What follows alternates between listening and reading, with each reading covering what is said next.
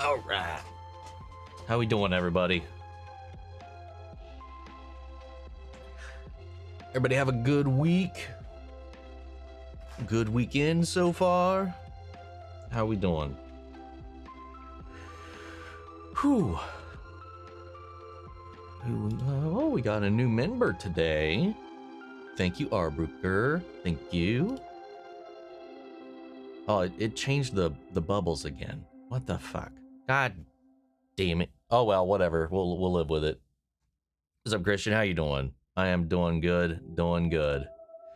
Actually, you know what? It's annoying me. Let me switch to this.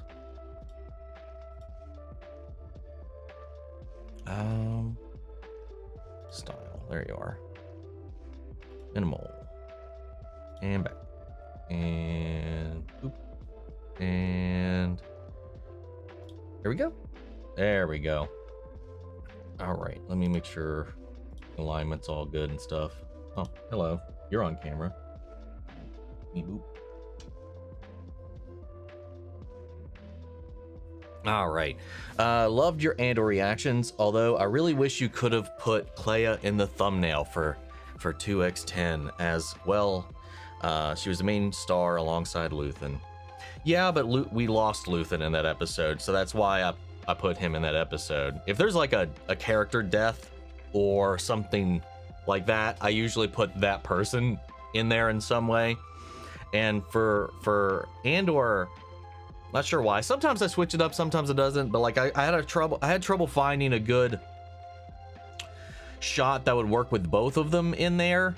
And for Andor, I ended up kind of choosing a singular character to highlight in each of the thumbnails. So I did think about that, and I do feel kind of bad about it. But that's just, I couldn't justify it in my head as much as I wanted to, because I thought that'd be the bigger gripper to me, just because while she was the through line of the episode, he was like we lost him.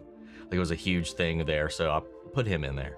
Plus that scene in the shop was really fucking wild.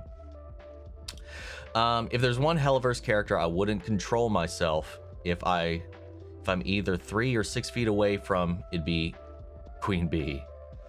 Hey, fair enough. Fair enough. What's your thought on the Avatar Last Airbender movie getting a release date pushed back to October of next year? Which episodes of Andor Season 2 were your favorites? Because for me, it's hard to say. I mean, I'm fine with... For animation delays, it doesn't bother me at all, as long as it gives the artist plenty of time to work on the product and get it out. So, I mean, I'm not upset about it at all. I have no real qualms or opinions about it. I'm not sure why it was pushed back, but, you know, at least in animation's sake, it gives them time to clean things up and make sure they have it right and whatever. So, yeah, that's fine. Fine with me. As far as favorite episodes of Andor, 8 and 9. I think, which I think is going to be probably most people's answers, I believe. Yeah, I'm going to go with 8 and 9. I think both of those were my favorite episodes of the season, of the series, probably even. Well, one way out. By the way, have you noticed Murder Drones is also on Prime Video? Is it? They have a deal with Netflix though. Why is it? Why? Okay, interesting. What's up, Axel? So in Squid Game Season 3, guessing the only chance the X players have of getting out of the island is for more O players to die in the 4th game. I don't know, man, because one of the games has people turning against their own team. So, which, shocker, we all knew that was going to happen. So all of our alliances are going to be broken up, which is to be expected. What's up, D. Cole? What's up, Michael? What's up, Jazzy? I have to cut down 5 dead trees. I won't be able to make the live today, but I wanted to ask 2 things. One is, do you think Nicholas Holt's Lex will be amazing? And the second is, with the Owl House, with Willow and Bellus's mindscape looks different, what do you think your mindscape would look like? The Owl House one is number 2. I figured. I guessed as much, but thank you for clarifying just in case, because I do make mistakes here and then. I hope Nicholas Holt's character or his take on Lex will be amazing, but I'm not 100%. I don't know. I like Nicholas Holt, but I just need to see more. I love in the trailer. I love the glimpse we got of Rachel's Lois. That was Lois right there, man. And I'm loving what we're seeing with Clark. I need to see more of his Lex to really kind of say one way or the other. My Mindscape, God, I don't fucking know. Like, so hers was like a lot of trees, nature and all that, because she's a plant lover, plant witch, all that kind of stuff. Bellows is lies and a twisted, burned down forest and blah, blah, blah, blah, blah, blah, blah. I don't know.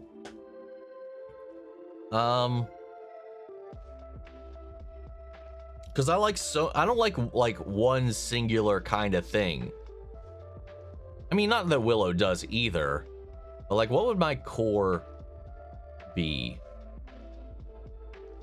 You know what? Maybe like a fucking toy show, like a toy store or something like that.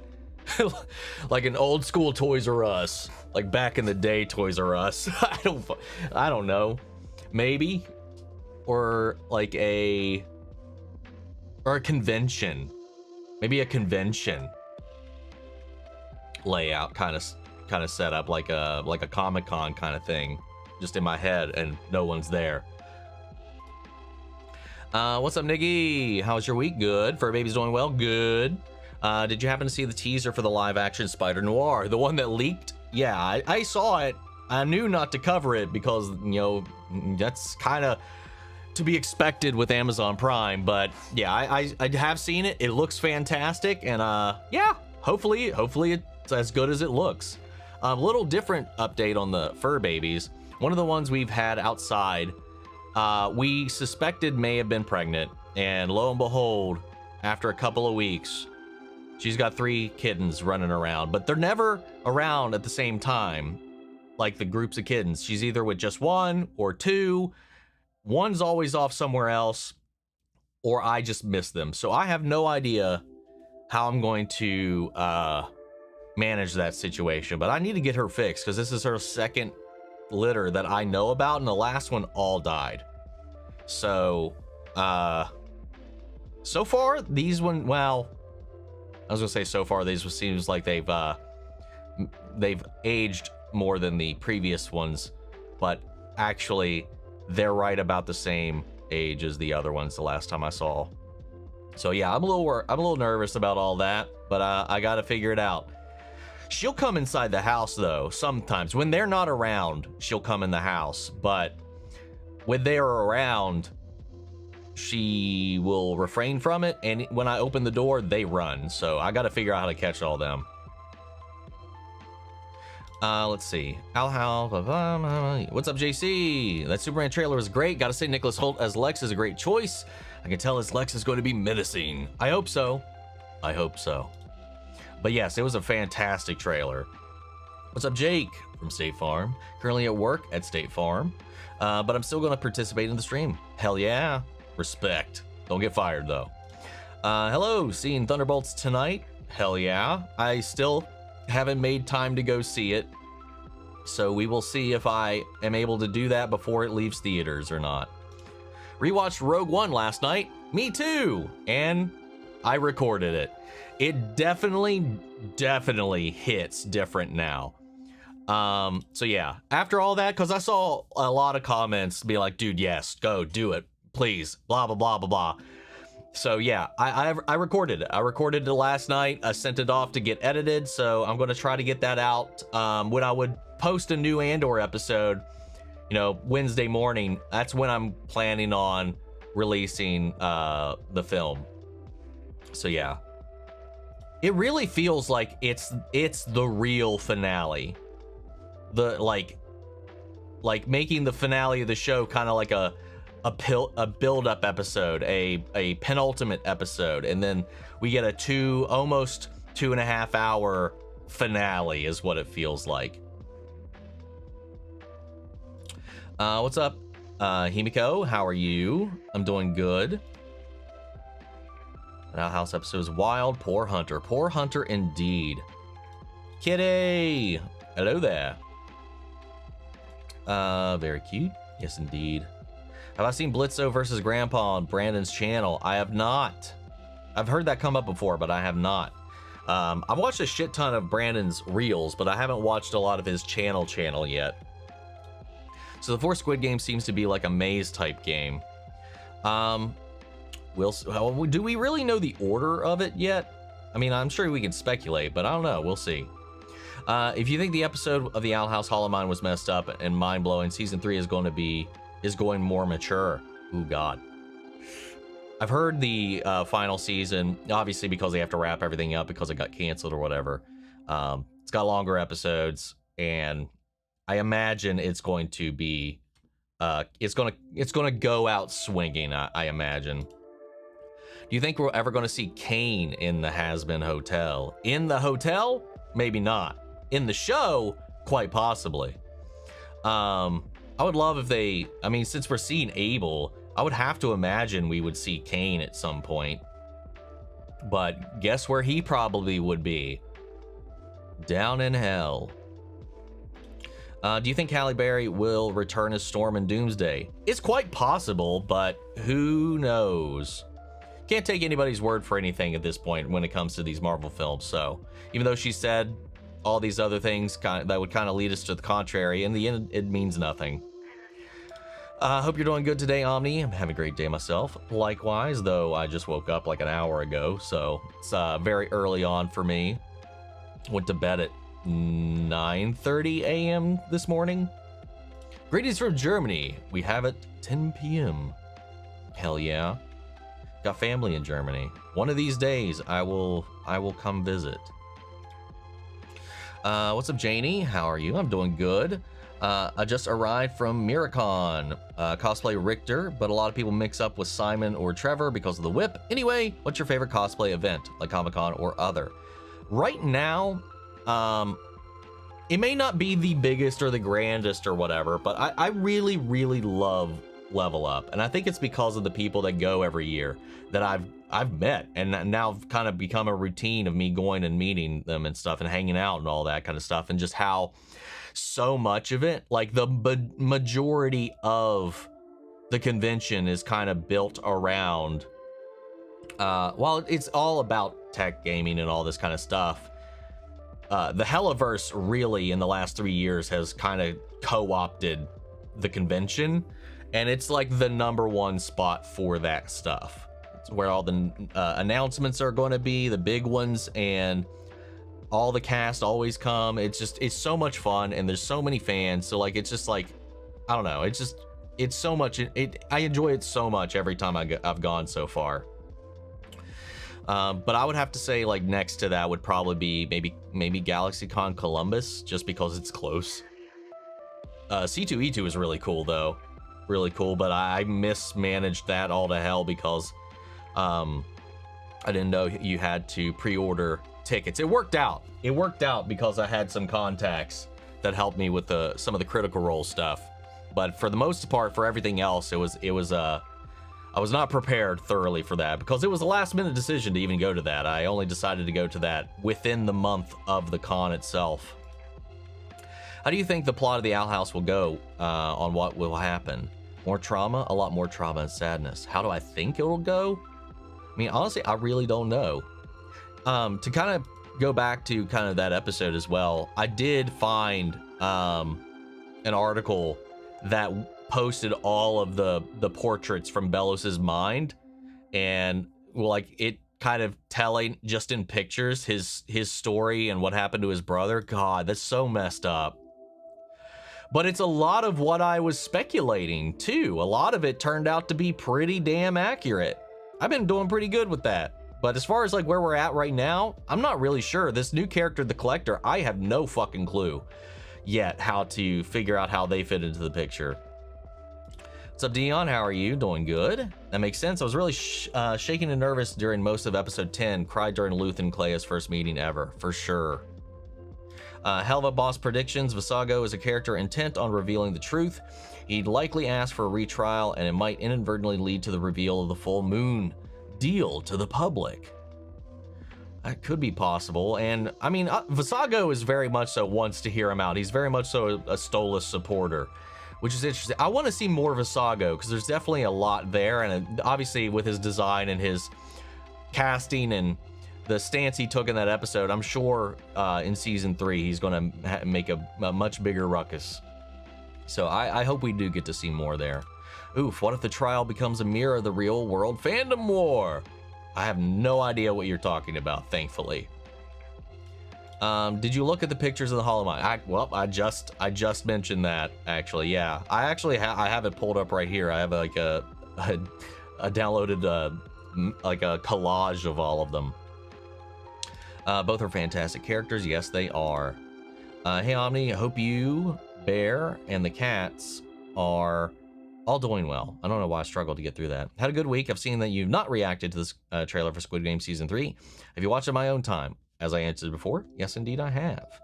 Have you decided to just not watch it at all, so you go into Season 3 as blind as possible? Well, I did watch it. I just watched it in my own time.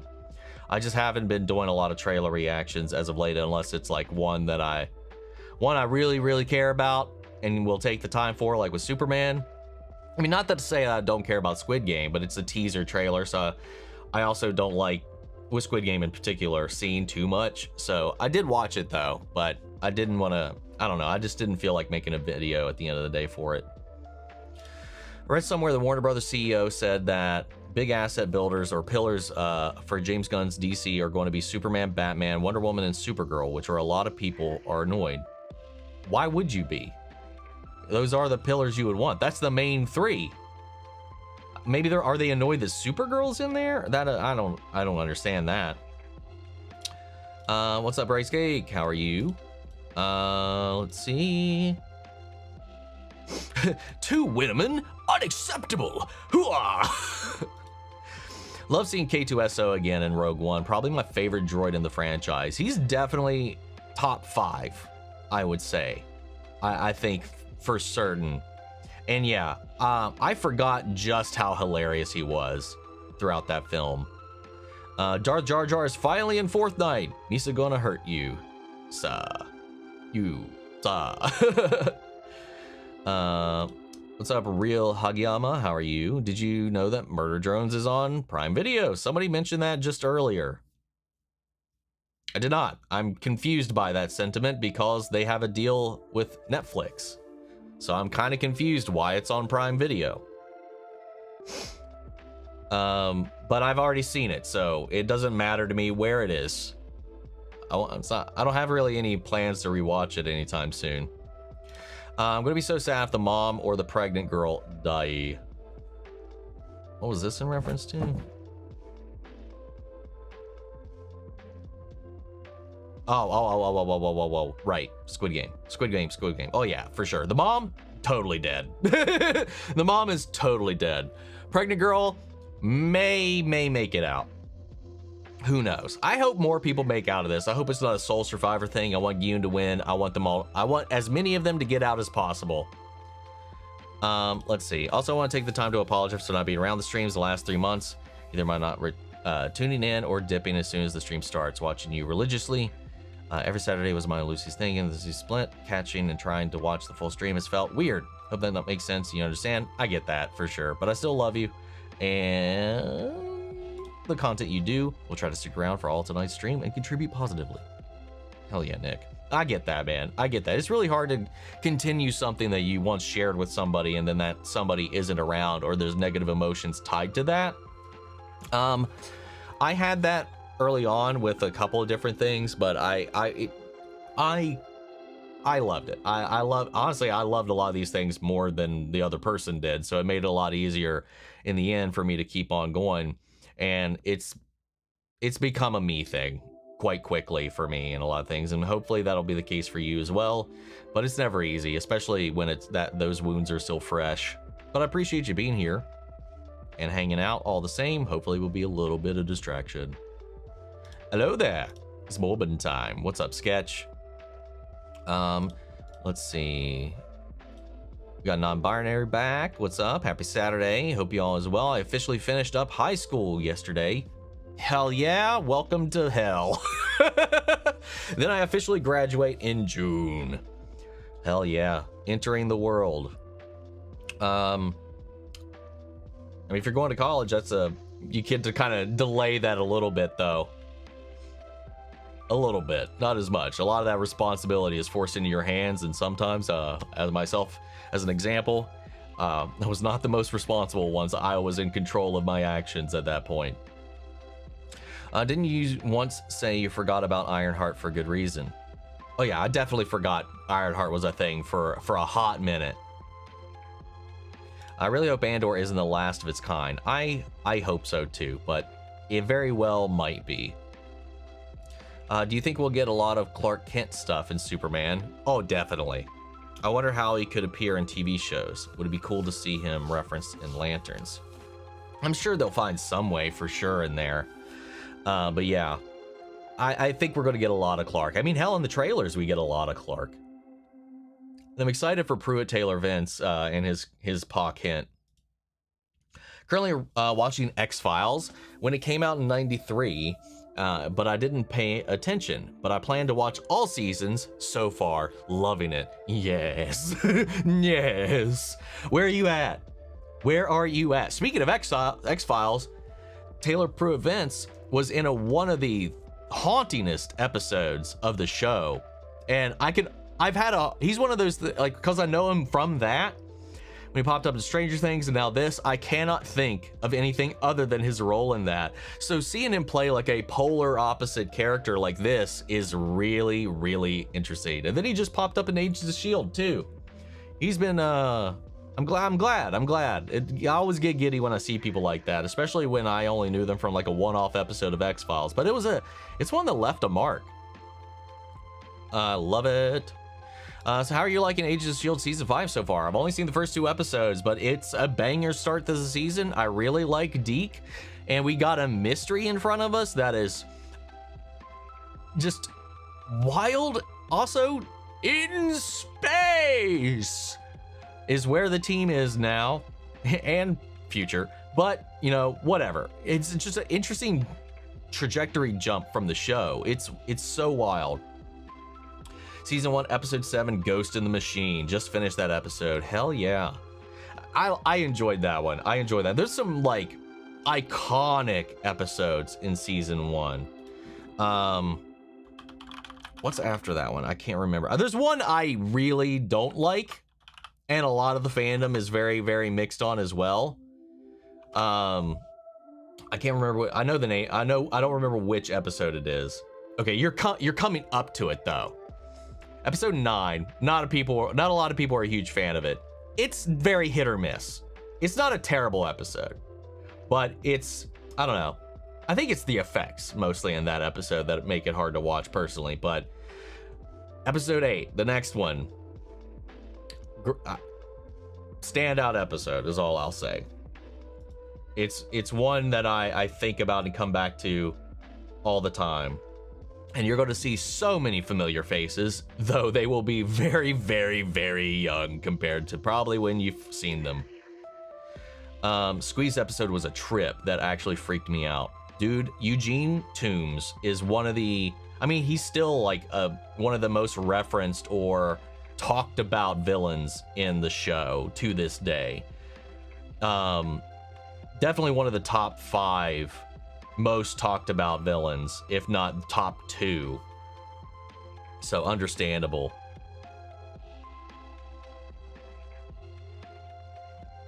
Let's see, where are we at? Where was I? I don't know why I even clicked off. I was still on the same spot. Fuck. There we go. Read that. Great way to pull. That's a great way to put it about Rogue One being a finale to Andor. Yeah, man. Oh, nice. You come to Germany. I've never been, but I would like to go. My mom has been. My stepdad's been. He was stationed over there, and that's one of the main reasons why there's some extended family that currently live over there. But I've never gone myself. I wonder why it took Marvel so long to market Ironheart. I don't know, man. The fact that half of the show drops on the first day is wild. I'm replaying The Last of Us Part 2, and them cutting the Ellie Explore Seattle stuff out the show, besides the music shop, makes sense since it felt like filler in the game before we see the WLF. I mean, there's not a lot going on. It's a lot just for the viewer, for the player to experience. It's different when it would be so much different if you were just watching that happen than controlling those moments, because watching it takes you out of the driver's seat and takes you out of the actions that are happening. So it makes sense for them to drive past some of that stuff in the show, because what are you gonna do? You just watch her walk around and look at a bunch of buildings? No. Also started Andor in season 2 now, and the TIE Avenger was amazing to see in live action, and funny as fuck to see Cassian flying it for his life while hitting everything. Yes, it was so good. 10 out of 10. I agree. Him trying to figure it out too, and like the controls being something he didn't know at all, and then when he just accidentally tries to go forward but goes full on reverse. Good shit. As a big fan of Rachel's, it's amazing to see you praise Rachel Brosnahan. I haven't seen the trailer, but I figure she had a great scene in there. She definitely did have a good scene in there, for sure. And it's so Lois charged. Really hope Marvel has a way to keep Avengers Doomsday secrets from coming out. We'll see. If they consider Superman a vigilante in the movie, I wonder how they'll feel about Batman in the DCEU. Well, I mean, Superman's always been a vigilante. It's just, he's not hurting people. Batman is a little more gray. He'll torture people. He'll beat the fuck out of them. I understand the public having a very different opinion of Batman versus Superman, but who knows? I'm just very curious to see how we do Batman in this universe. What was your reaction to the Shrek 5, and what did you think of the design of the characters of the plot? I know there was a lot of focus to people about, I mean, what plot? But about the character designs, and I do not understand the conversation about it, because the only difference to me is technology got better. They look almost identical, just with more quality, because the techniques and the technology and all the things that go behind these computer generated films have improved since the last Shrek film, almost a decade so. So yeah, that's the only thing that was different to me. Nothing else stood out. I just like, oh, it's just updated. That's it. Let's see. It's good to see a Lois that has actual personality and pushes uncomfortable questions, like Lois would. Exactly. Guy Gardner isn't the only shady hero, it seems. Hawk Girl seems shady in Peacemaker season 2. She just seems disinterested in being there. That's the only thing I got out of that. But who knows? 2 movies this year so far I've kind of liked, where nobody's talking about, are G20 with Andy Starr. Never even heard of that. And Viola Davis, and Death of a Unicorn. I've heard that title, no idea what it's about. Has Supergirl started filming yet? I'm pretty sure, yeah. What's up, Darkly? I'll be going out to eat soon, but wanted to say hi. Keep the streak of showing up alive. Well, thank you, Darkly. Enjoy your lunch, dinner, whichever. Enjoy your food. Thanks for stopping in and saying hi beforehand. Hope the Flash becomes a main player of the DCU as well, likewise. I think it'd be interesting Charlie manages to redeem Kane, first ever center. That would be huge. I actually like that idea. That would be really, really cool. Rather than just kind of having him be completely rooted in evil. Yeah, let's do that. I think that'd be really interesting. I'm excited for season 3 of Squid Game, and somewhat sad some of the people I know hate season 2 and don't care for it. I don't get that, man. Season 2 I thought was fantastic. I wonder if we'll get Grant Gustin, who wants to play Barry Allen again. Probably not. How do you feel about Spider Noir coming to Amazon Prime and Fallout Season 2 releasing in December? I mean, Prime's been doing pretty damn good with their TV, man, so all power to them. But I'm super stoked for Fallout Season 2. Definitely.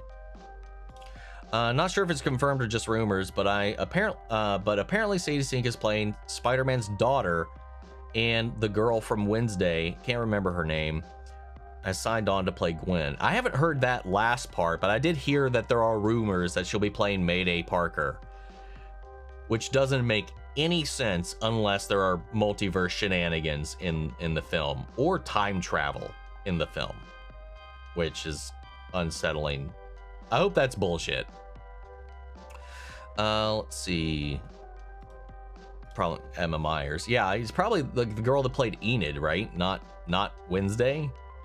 I feel like the pregnant girl might die and someone will take the baby and the baby still have a good life.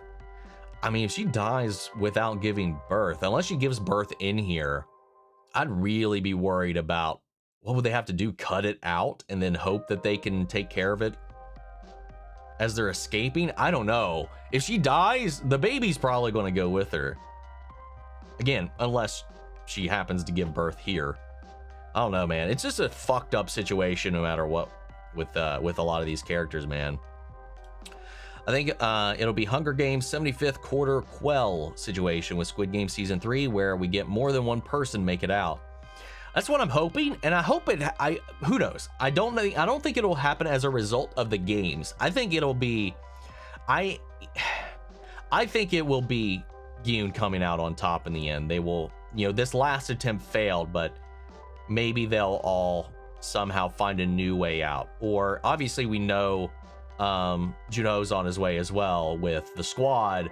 I know they'll find the island. They're just going to be late getting there. That guy can only delay them so long, I would imagine. So wild to think that Nora in Last of Us is also Willow in the Owl House. Yeah, I've heard that comment quite a lot. I need to listen next time we hear, well, never mind. There is no next time. I need to go back and listen to her again to see if I can pick it up. Not ready for season 2 to end, to be honest. Well, we got, I know, I know what's going to happen, and I know where we're ending. So people are not ready for season 3, man. People who have just watched the show have no idea what they're going to be in for. It's going to be an experiment. Let's see, officially graduate university in June. Hell yeah. That's awesome. Well, hello there. What's up, Zaid? Graduated high school back in 2021. Nice. God, y'all babies. Have news. We have a dog now, along with my 6 cats. Good luck. Good luck. Are they a small dog, big dog? When are you gonna react to Naked Gun 2 and 3? There's a 2 and I knew there's a 2. There's a 3? I'm not sure. I gotta figure that out. I need to get around to that eventually. What's up, Terrence? Let's see.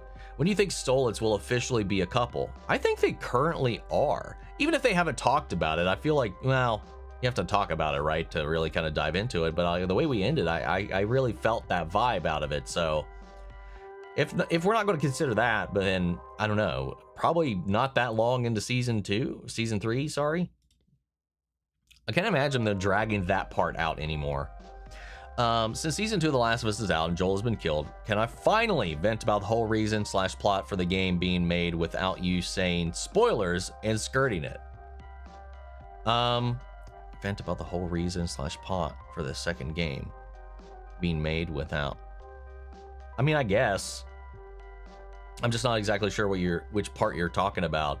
But yeah, we're well past that scene at this point, so shoot. Ahsoka season 2 has potential, but not Andor potential. We'll see. Just what more shows and films set in the Imperial era?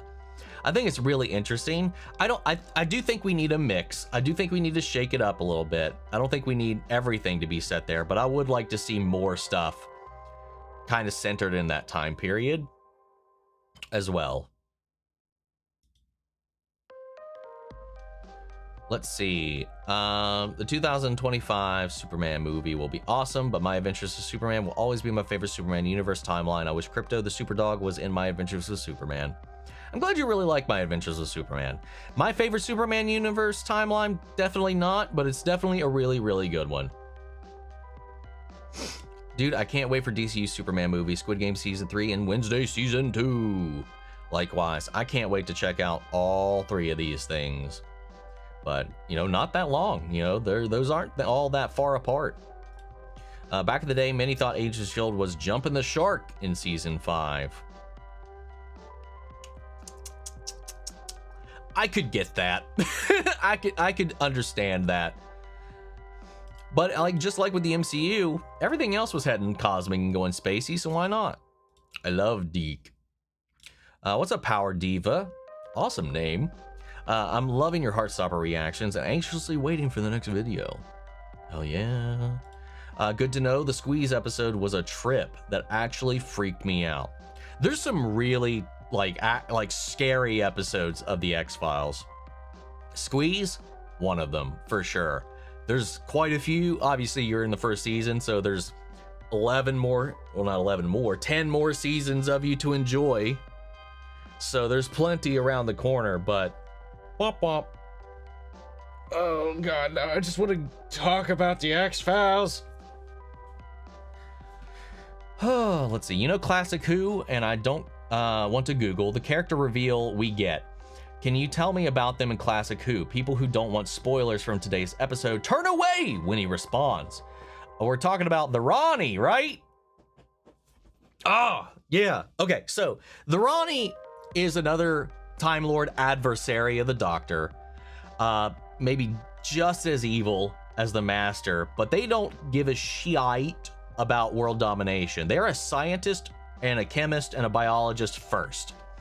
I saw when I was looking through some stuff about the Ronnie again as a little bit of a refresher. One of the comparisons between the two is that the Master is vain. He wants everything to be about him. He wants to rule. He wants to destroy and all this kind of stuff. The Ronnie wants to understand the universe at any and all costs.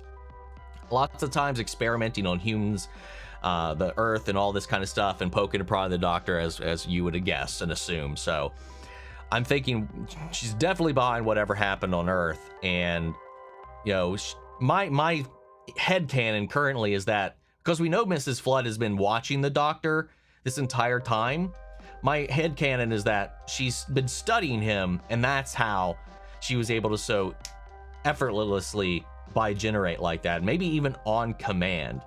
Unlike what happened with 15 and 14, where it seemed like a spontaneous thing. That's my headcanon currently, but we haven't seen her since her last live action appearance in any Doctor Who medium. Well, any Doctor Who medium. There was a special, like a TV special or something like that, that I'm not even sure if it's canon or not. It was in 93, but in the show, mainline show, her last appearance was in 87. So I don't know, but I'm excited. I'm so excited. But with we got both her and Susan, the real Susan, because that was her actual actor from, what was her last appearance? It was in the 60s, the last time she's actually appeared as Susan, I think. Yeah, I don't know, man. I don't know. I'm excited. I'm so curious where this is going to go. So many people, because we've gotten so much Master over the last couple of years, people have been really itching for the Ronnie to come back, and I'm so glad that Mrs. Flood wasn't another Master regeneration. But if bi-generation is something they've cracked, if the Master at some point is bi-generated, that could also explain his constant survivals, especially with timeline shenanigans, and why certain things with Missy kind of feel like their own little thing, and with Sasha Darwin's Master as well. I hope they eventually get around to getting to that. Yo, how are you? I've been watching your videos as of late to cope with my Andor withdrawals, because they are immense right now.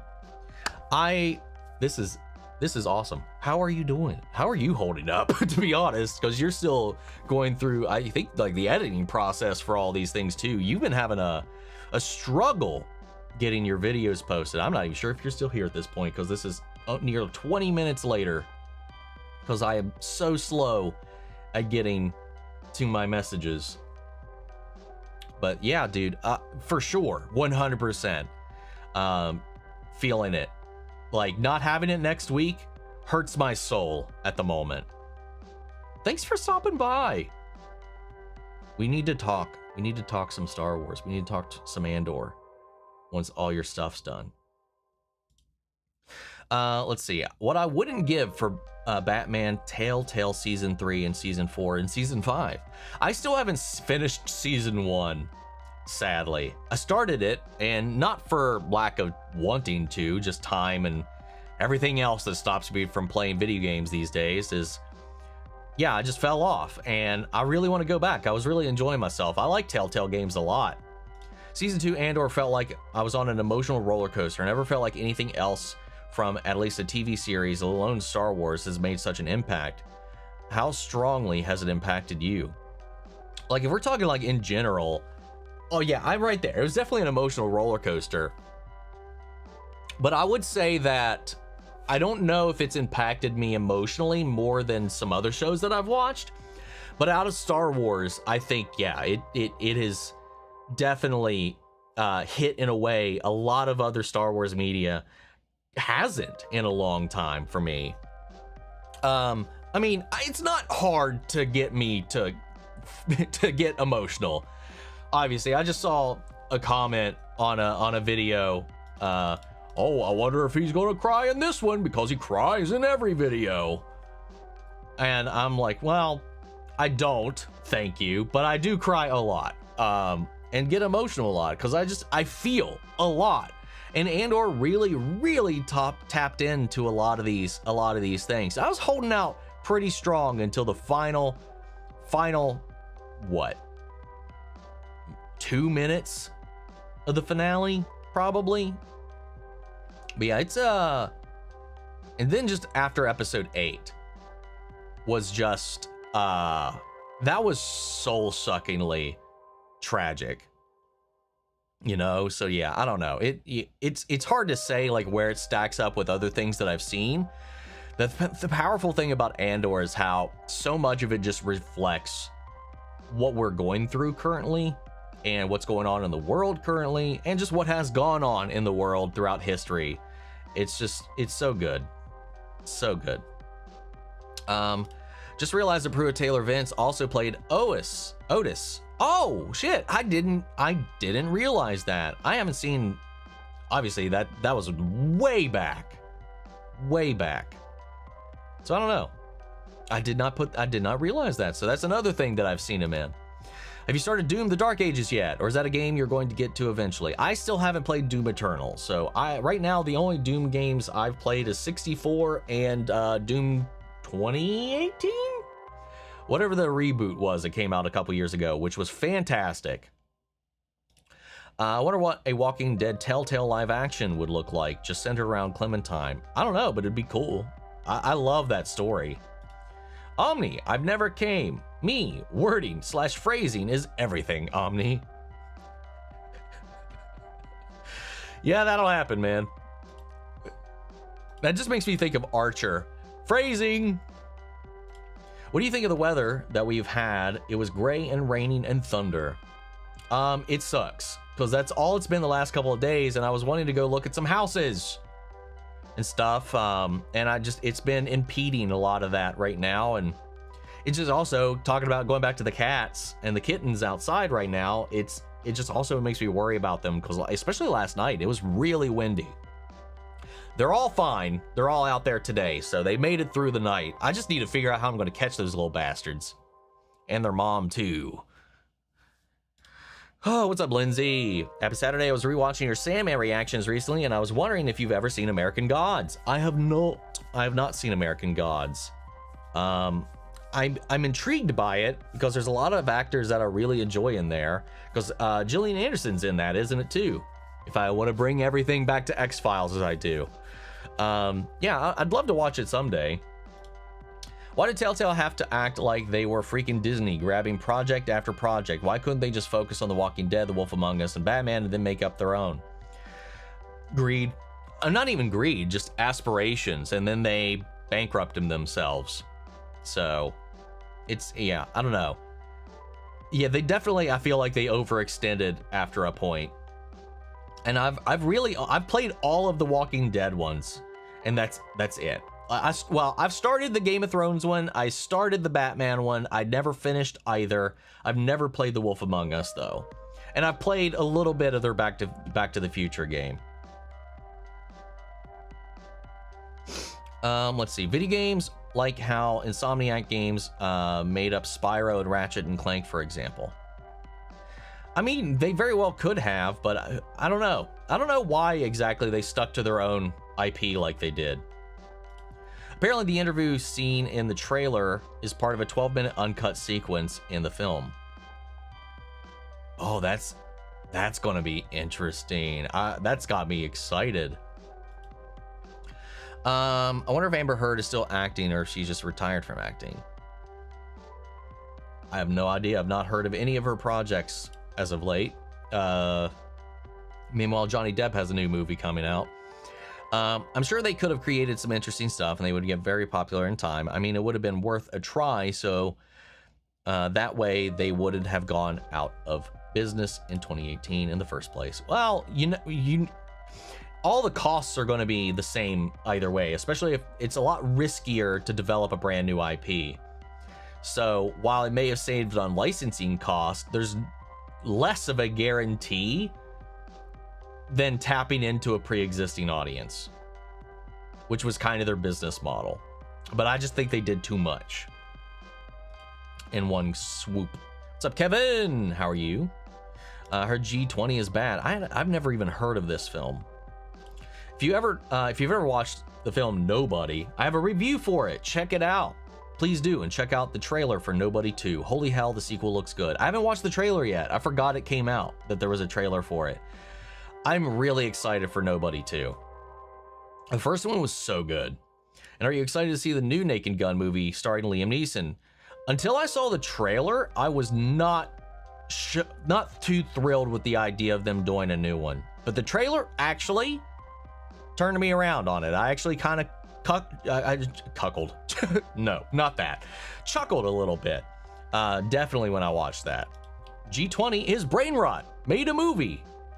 Interesting. I'm gonna have to maybe check out a trailer for whatever this is. I like seeing Dedra get her comeuppance. Same. Would you rather be a vigilante superhero or just a superhero's identity is out in the world?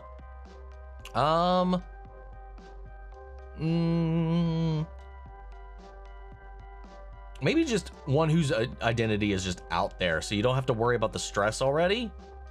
I don't know. That's a tough one.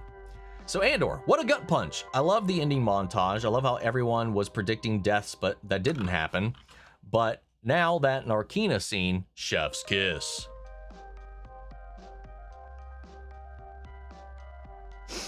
Yeah, it was all of the wrap up was just beautiful. And I like that a lot of the deaths we predicted didn't come true, and some that we did, whatever. Our expectations for certain things were subverted in a very real, beautiful way. And I'm going to sound real dumb right now. Is it Louise? I've avoided pronouncing your name because I'm never sure, because I've seen people spell it that way and pronounce it totally different ways. And I don't know that I've ever heard you say it.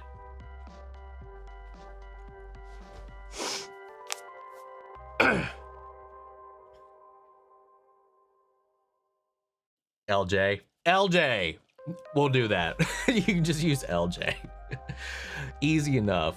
Have you, because I know you're still editing your videos. Have I've assumed though you finished them by now, like watching all the way through. Is that a fair assumption?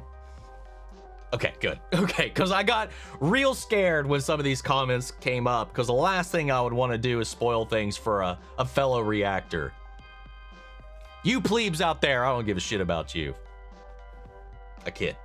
That's obviously a joke. I know there's someone out there that's going to go make it their entire life's existence to try to take me down again. Like that Draco guy, who we still not heard anything back from. Anyway, moving on. Please just make a Spider-Man 4 street level story. I don't think we're going to be getting that at this point. You've seen the German Netflix series Dark. Would you also watch films like Das Boot or All Quiet on the Western Front? All Quiet on the Western Front I really wanted to see just because it had a really strong word of mouth behind it. And obviously it came around a lot of the times where, I mean, there's obviously, if you guys, you're here all the time, you know how little I've been able to go to the theaters as of late. I've missed out on a lot of movies while they were on their run.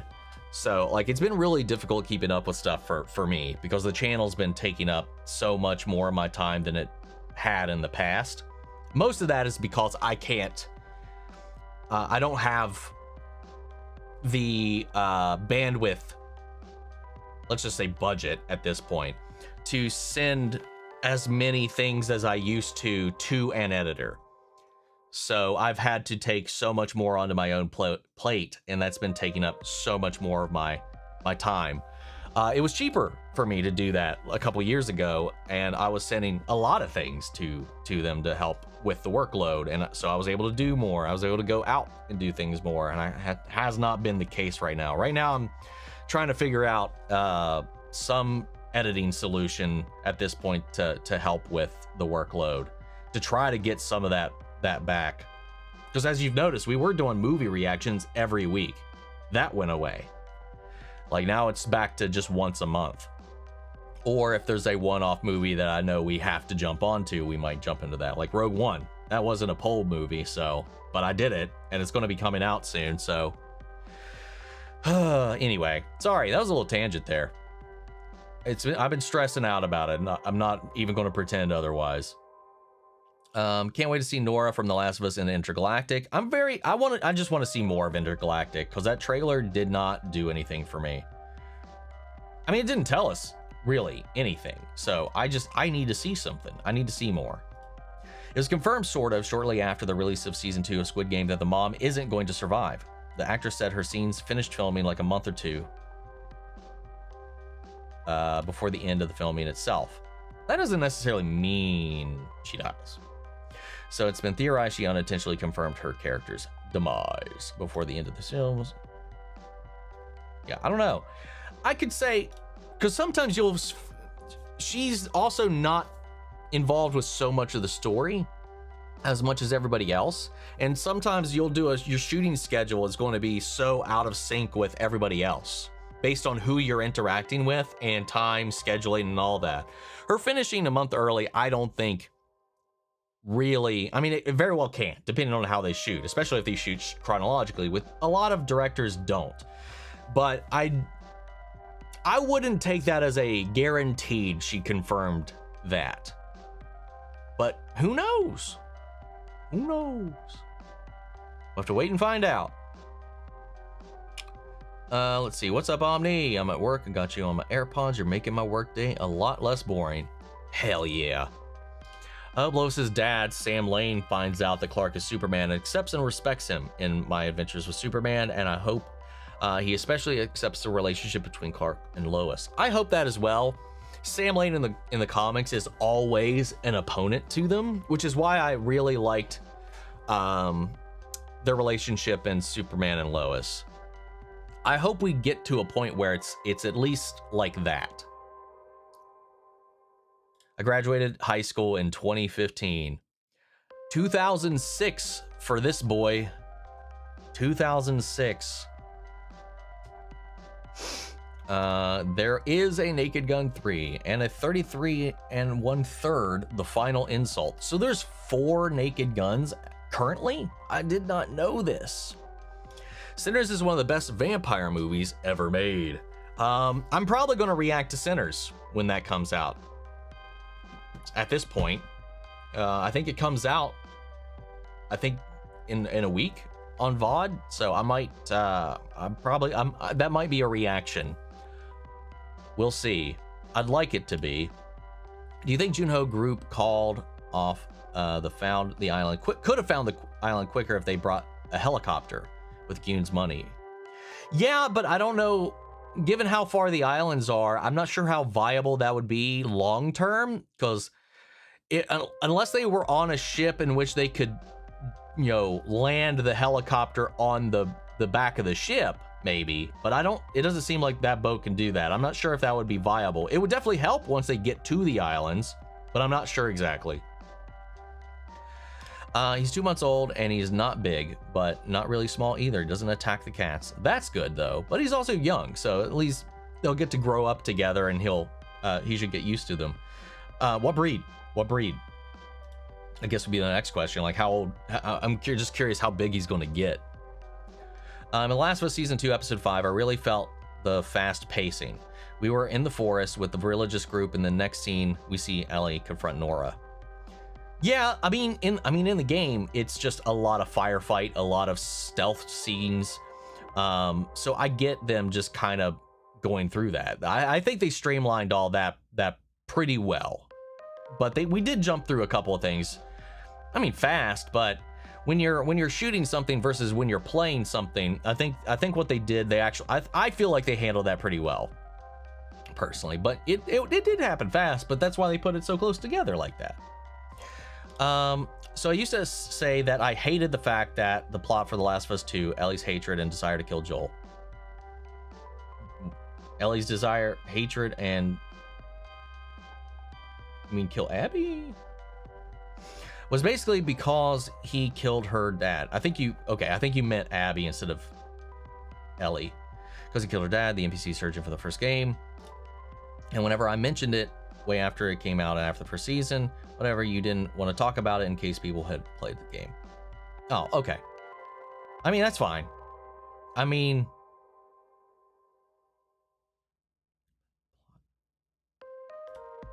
I'm curious what you mean. I don't want it to like deter or distract from the stream too much, but I'm curious what you're talking about. Like, I understand 100% Abby's side of the story, so I'm curious what you're talking about though. I'm so happy that they still had Tommy come to Seattle. Obviously they were going to. Obviously for me, I can't remember if you've played the game, but Tommy being away from Jackson is a huge part of the story, so it was going to happen one way or the other. Do you think they'll allow teenagers into the Squid Game? Probably not. Highly doubt it. They just seem to have some rules. I've heard the new Destination movie is getting great reviews. Rotten Tomato score is high. I've heard that as well, which has me kind of intrigued, but also, like I've said a bunch of times up until this point, I do not care for that franchise. The first movie I liked, and that was it. I'm done. I have not watched any of the other ones. Or maybe I should just set that aside, accept it for what it is, and give it a chance. I don't know. We'll see. Wait, Joel dies? I'm joking, by the way. I would hope not by this point. Let's see. I'm looking forward to Sinners, especially excited to see Haley Steinfeld, though. I heard both of them are great in that film. Not Ellie's desire to kill, the other female character. Forgot her name. Abby. How do you forget Abby's name? The internet will never forget Abby's name. In the new MCU TV division, I wouldn't be surprised if they bring back Agents of S.H.I.E.L.D. like they brought back Daredevil. I hope so. I hope eventually we get to that point. Hope we see Luke Cage come back. Also Iron Fist, definitely not Inhumans. I'm sure all of the Defenders are going to come back. And much to a lot of people's dismay, that will likely include Danny Rand. Anxiously waiting for any news on Wonder Woman. I hope she gets an animated show. James responded to a tweet saying they got something really encouraging that they're working on with Wonder Woman, but they just haven't announced it yet. So I'm excited for that. Bringing back Inhumans would be inhumane. Nice. I still have Superman and Lois as my Superman, but I'm really stoked to see what stoked that others are getting more options. He's a character of hope, and there's nothing wrong with having choices, even if some are wrong. I love that.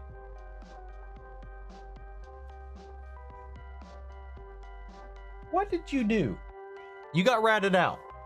They saw what you did. I see what you did. You attacked Shin Hati and knocked over my Revan.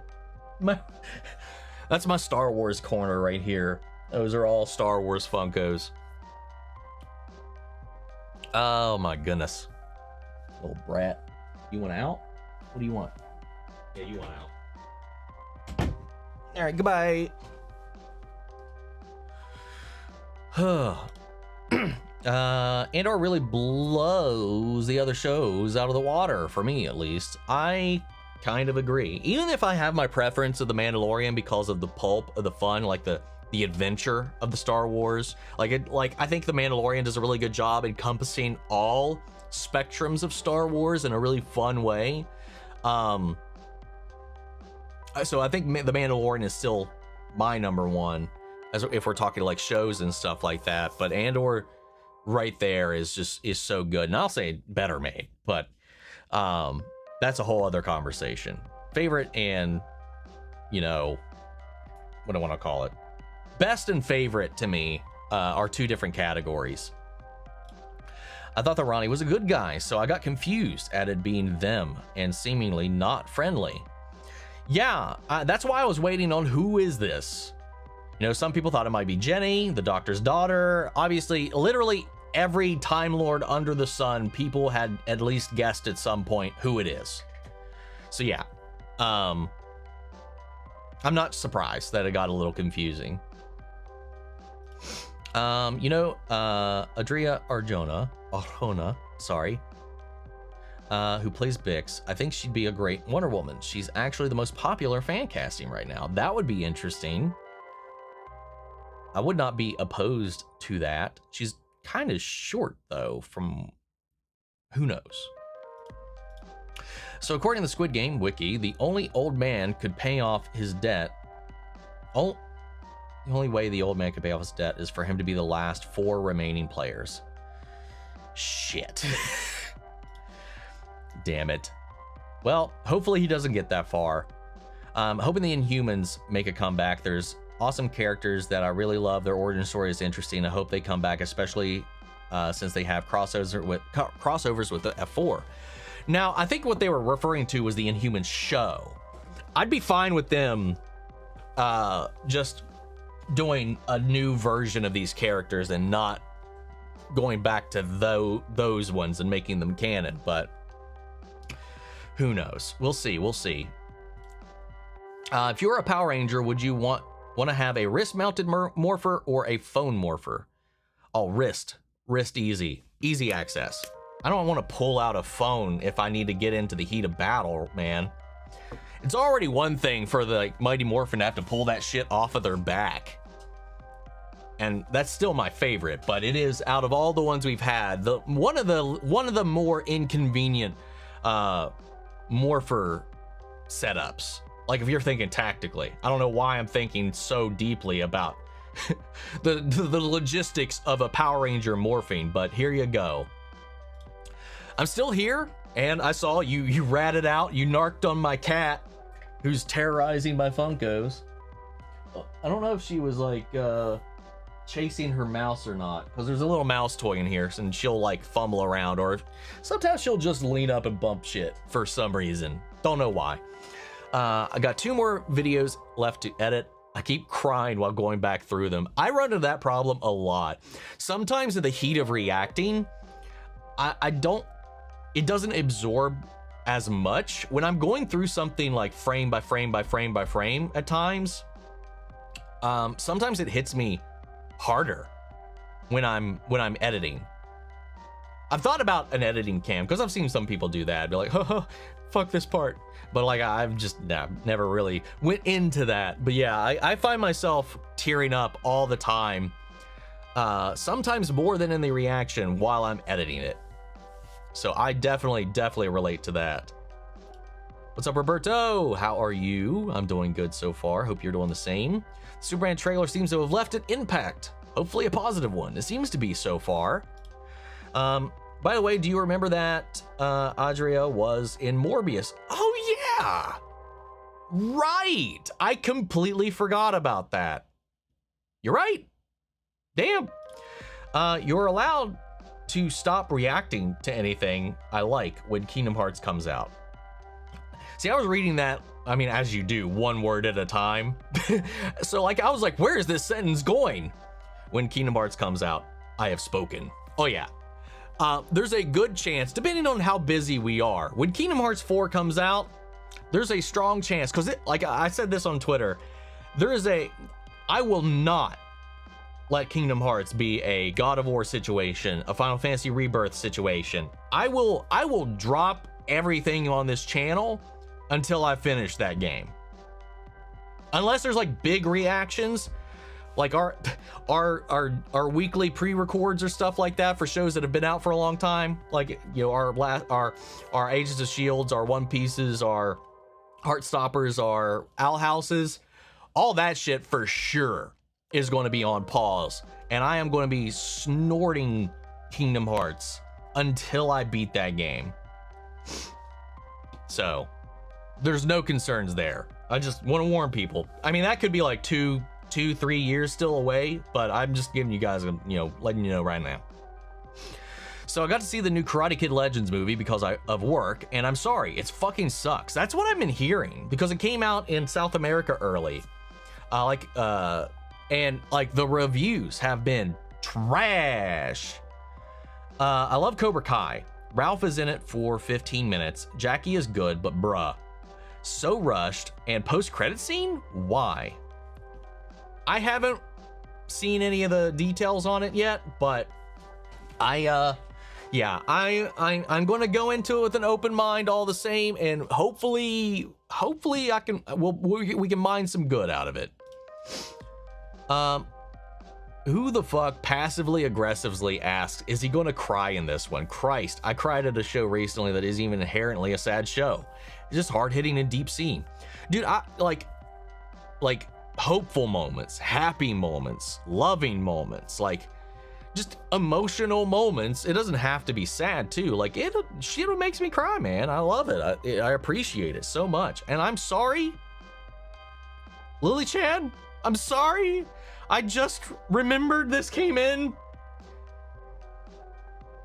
Okay, it came out not that long ago. Never mind. I thought this had been here so much longer. Time disappears in these streams for me, as you guys very well know. Thank you so much for funding my cat endeavors, or being a sponsor, or what would you call it?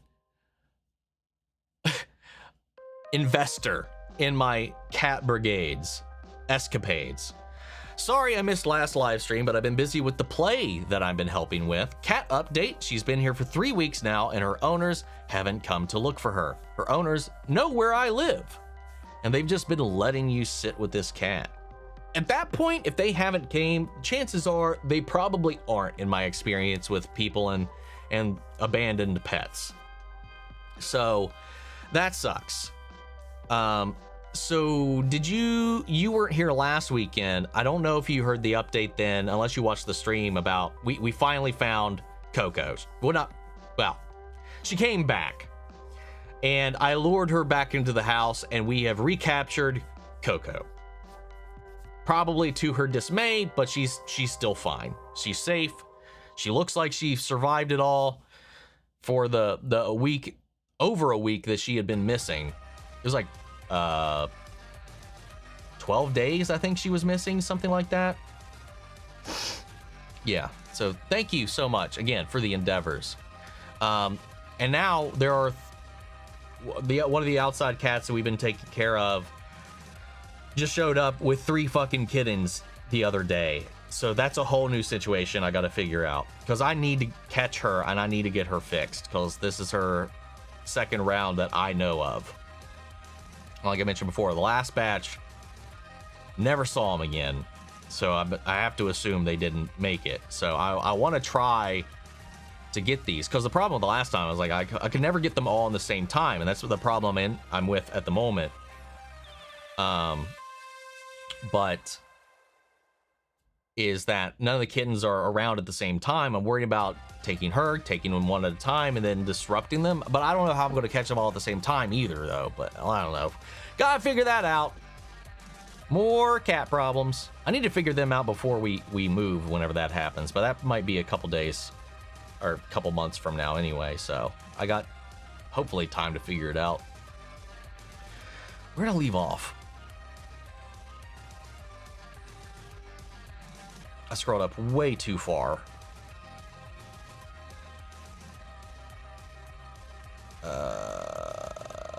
Don't be ashamed to cry on video.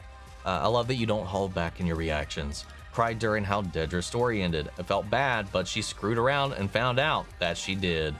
2016. Nice. Oh, that was for Doom 2016. For whatever reason, I thought that was going back to the graduation conversation. You don't need to play Doom Eternal. Doom the Dark Ages is a prequel to the last two ones. Great place to start. Oh, okay. Interesting. Maybe I will. I really liked the reboot.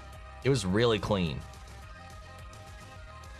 The one thing I really liked about Andor is that it made the Empire threatening again. That it did. That and Jedi Survivor and Fallen Order both did a really good job at doing that.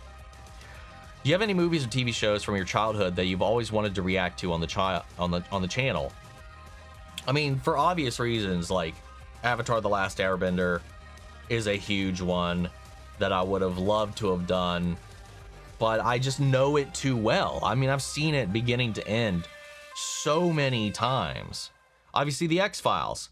I've seen the first 9 seasons 11 times over. I've seen the last 2 seasons once. Once each. So I don't know.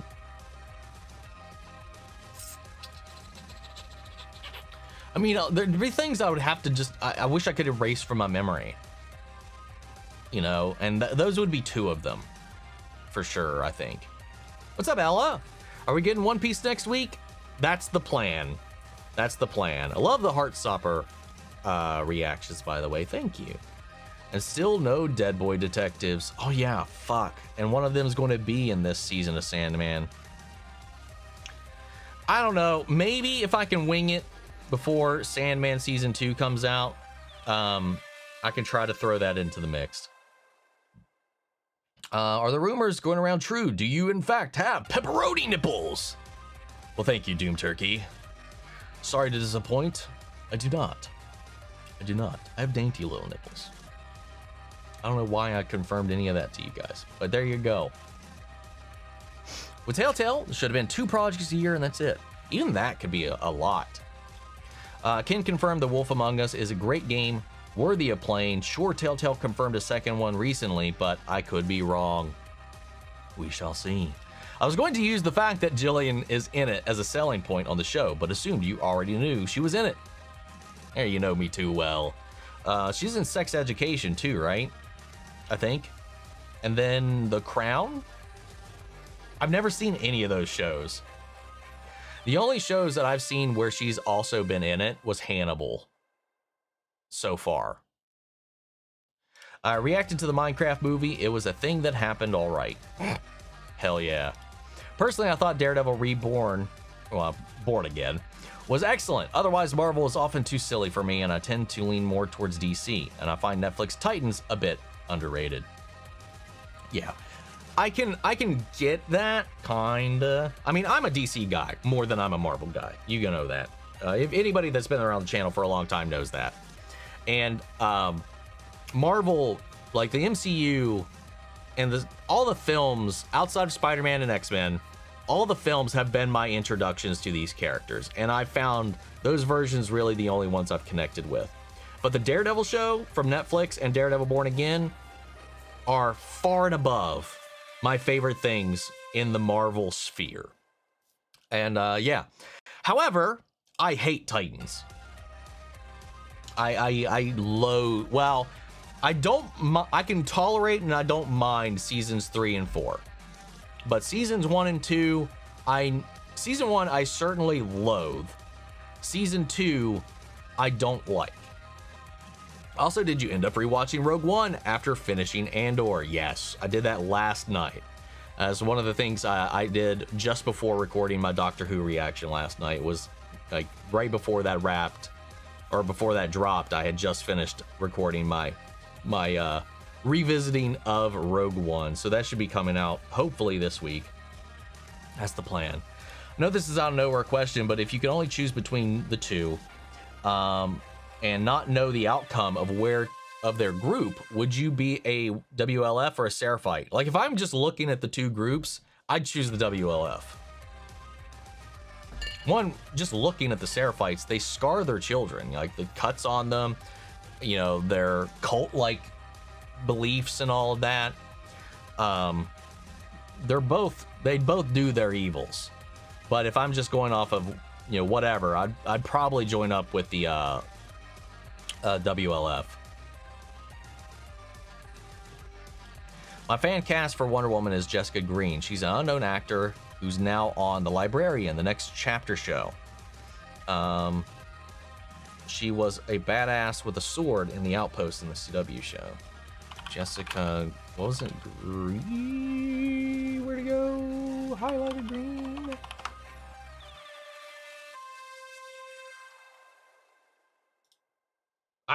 I could see it. I could see that. I sorely missed seeing Andy Serkis again in the second season of Andor. I was kind of shocked that we hadn't come back around to that, but given the explanation we got from Gilroy, I get it. Makes sense. I actually like it more after getting his take on it. Yes, highly recommend checking them out. LJ is fantastic. That is for sure. Like, especially for Star Wars, man. Go to them. And Kyle, man. Ooh. Blind Wave 2, obviously. But yeah, definitely throw them into your rotation. Fantastic. Let's see. Unfortunate part is Dedra is locked with no way out of Narkina, like Cassian had one. She'll never see the light of day again. Who knows? Maybe after the Empire falls, the Rebellion or the New Republic, she gets out, which would be ironic, which would be even funnier. But yeah, likely chances are, yeah, she's probably still there. Thank you for checking. I definitely don't want to ruin anything for other reactors, man. I would feel so awful if that were the case. I love how they ended the montage with Cassian. It was like he was walking towards his destination in Rogue One. I think that was the intent too. And I love the locking eyes with the Force healer, showing that before, when she touched him and he sensed that eventuality, his death, he recoiled from it. Like, he was always running away from his calling. But then in that final moment, as he's going off on his final mission, there's no doubt, there's no fear, there's just resolve. He's accepted it. He's a believer. He believes in himself. He believes in why he's here. He believes in the rebellion. As much as he said that before, I think a lot of that was just out of convenience or Bix or a number of different things. But then I think by that point, he truly believed all of it. Seeing him with no resolution, oh my God, no reservations, no fears, no doubts, and just confidently walking to his ship, likely knowing where this was going to go, was fantastic. Luthen is why the Death Star was destroyed. He was the real hero, not Luke. Well, a lot of people were. Luthen loaded the gun, Luke fired the shot. That largely, I think, discredits Luke's involvement, because even to fire the shot, it took, like, hell, somebody else tried and failed. It wasn't an easy shot to even make. And Luthen only got the shot because of Lonnie. Lonnie only got the information about the Death Star because of Dedra. Dedra only got the plans to the Death Star because of, well, going back to Luthen again, because he was trying to find him. Like, it's just like the dominoes and the spider web of who caused what is just, you can argue that indefinitely for eternity. And you could even go back that none of this could have even happened without Marva having done what she did. At the end of the day, regardless of what happened, none of it could have been possible without Galen. Galen put that there. What Luke did and having the plans would have mattered nothing if that failsafe wasn't built in, you know? So everything that happened, Luke was the culmination of everybody's efforts. Yeah, Luke had a 1 in a million shot. Didn't Obi-Wan also help Luke make the shot? No. No, he did not. He said, use the Force, and he did. Obi-Wan didn't guide the missile for him. He just trusted and did. Let's see. Someone should start a GoFundMe for Omni to be able to hire another editor or send more to his current one so he can have more of his own personal life back. I put out a post on Patreon. I just wanted to start there, like just in the community, if there's anybody that has like the skill set, because it's just like, my big thing is like trust, like finding somebody that's not going to fuck me over. Because I've had some people like before I got with Prepper, I've tried to work with some people that just ghosted, did absolutely nothing, didn't come through. It's just a fucking chore. And then working out the pay aspect, it's just a lot of logistical stuff. And then also, it'd be really great if I could trust somebody that knows me and knows my stuff enough that I don't really have to review it all that much. Because even with my current editor situation, I still spend roughly an hour to 2 hours sometimes, usually just if it's in one sitting, an hour, reviewing the cut, making some tweaks, making some changes, sometimes fixing some things, but more often than not, it's that. And then obviously the beginning and the the intros and the outros are all stuff I would edit. I would love to be able to hand off all of that and also trust that I don't have to second guess everything that was chosen.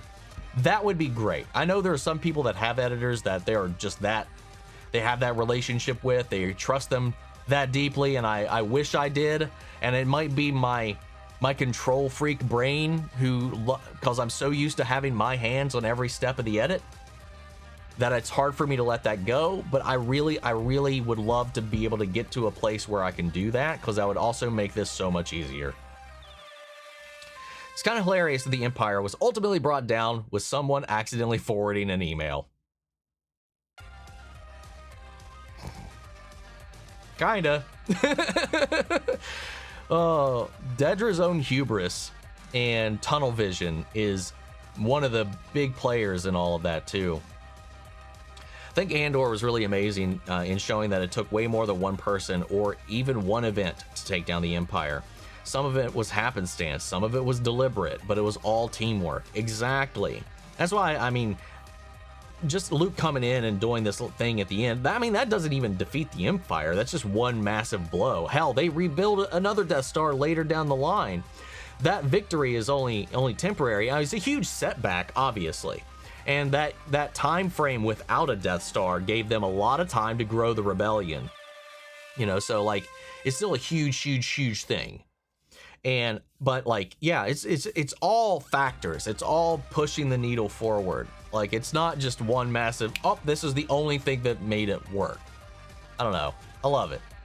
If you were a citizen that existed in DC Universe, which place would you want to visit if you could? Daily Planet, Argus, Jitters, or Big Belly Burger? I have to know what a Big Belly Burger tastes like. That's it. I would love that. Out of the ones you mentioned, that for sure.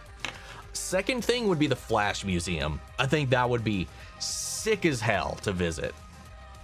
Yeah, those would be my destinations, I think. Or Bibos. Bibos would be cool.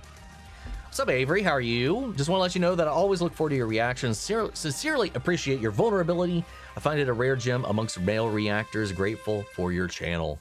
I love that I could be that for you guys, man.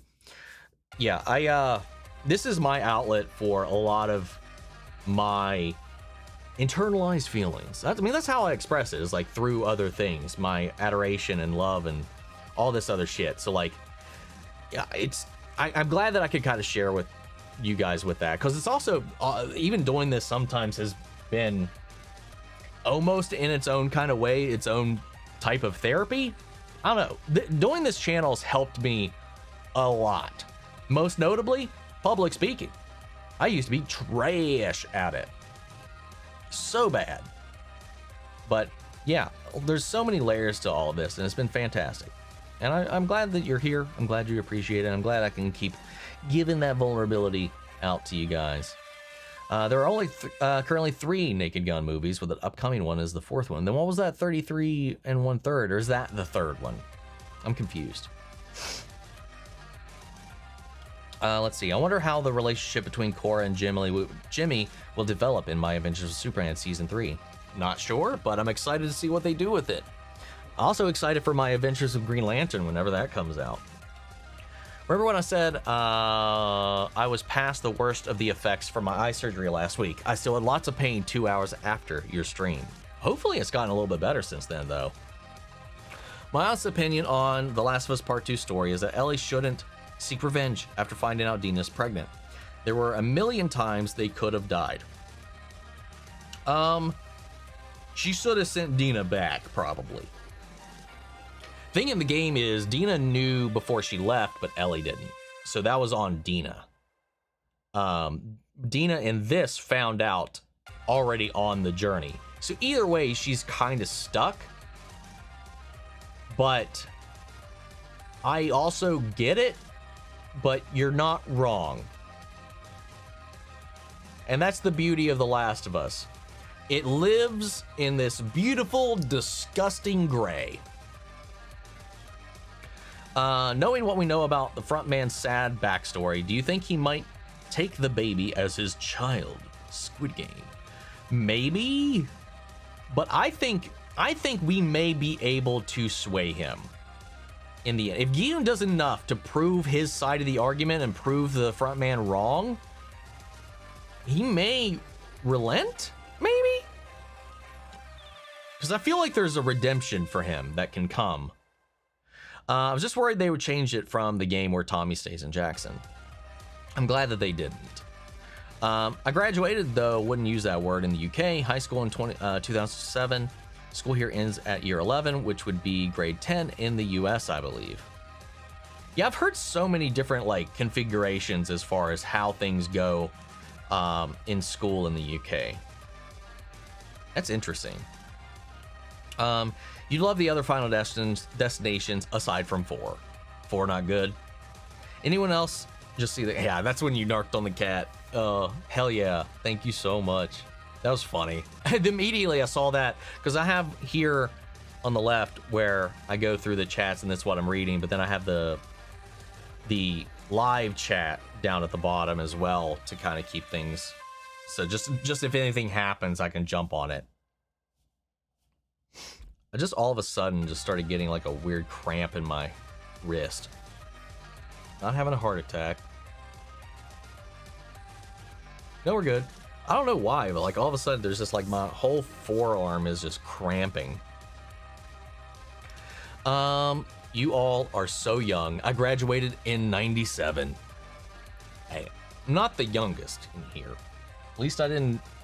Wait. I was gonna say, at least I didn't graduate in the aughts, but I did. That's the whole point.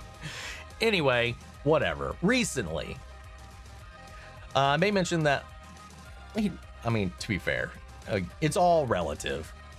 May also mention that I appreciate your kitty's Mother's Day post. I love that you have so many kittens. I have capped my kitty adoptions off. The limit has been reached. I'm well past what my limit should be. I mean, technically, I'm only allowed to have 1. So I'm well beyond that at this point. But yeah, those 3 are mamas. The orange one, Mimi, aka Mama, depending on what I call her in the moment. That's the only one we formally adopted from a shelter. She was a mother that had had her kittens often. I don't know where they found her, but she was a mother. They picked her up in her litter, They had all kind of gone off, and she was at the shelter for like a year with nobody taking her, and we took her in. So we took her in, and she's fantastic. And then there's the 2 strays that I've taken in, and we've done, you know, Coco's litter is the other 6 that you see running around the house. We kept all of them. Their dad he's in the house currently. He's been a long time tenant of this house as well. So we got the whole family. Though I do suspect that one of the black long-haired cats outside, who's a little bit of a menace, is probably one of the fathers as well, because female cat's gonna have multiple fathers, or litter's gonna have multiple fathers, because there's 2 cats that look nothing like the rest. So I don't know. Don't exactly look like him either, but they're long hairs. So my guess, he may also be one of them. But Jumbo's done a great job being a dad while they were kittens, and he gets a little frustrated here and there. But then there's the last batch, which was the ones we pulled out of the AC unit out back in my neighbor's house, and got homes for all of her kittens. And that mom, Cookie, which is the one that knocked over the Funkos, she's still here. I've not been able to find a home for her. At this point, she's probably stuck here with us. Completely understand Abby's want to kill Joel. I used to want to vent that my annoyance with the plot for Last was essentially making the plot to do with the center around Joel killing someone's dad. But that person he killed was an NPC who's basically in the first game for 30 seconds at most, and in a cutscene at that, when I used to bring it up. Usually quick move from this, as you see right now. I didn't want to spoil that for anybody else as you played the game would know. I used to counter that with game being out for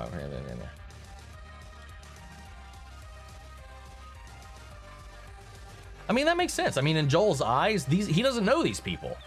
It being an NPC, I think that serves the point and the message.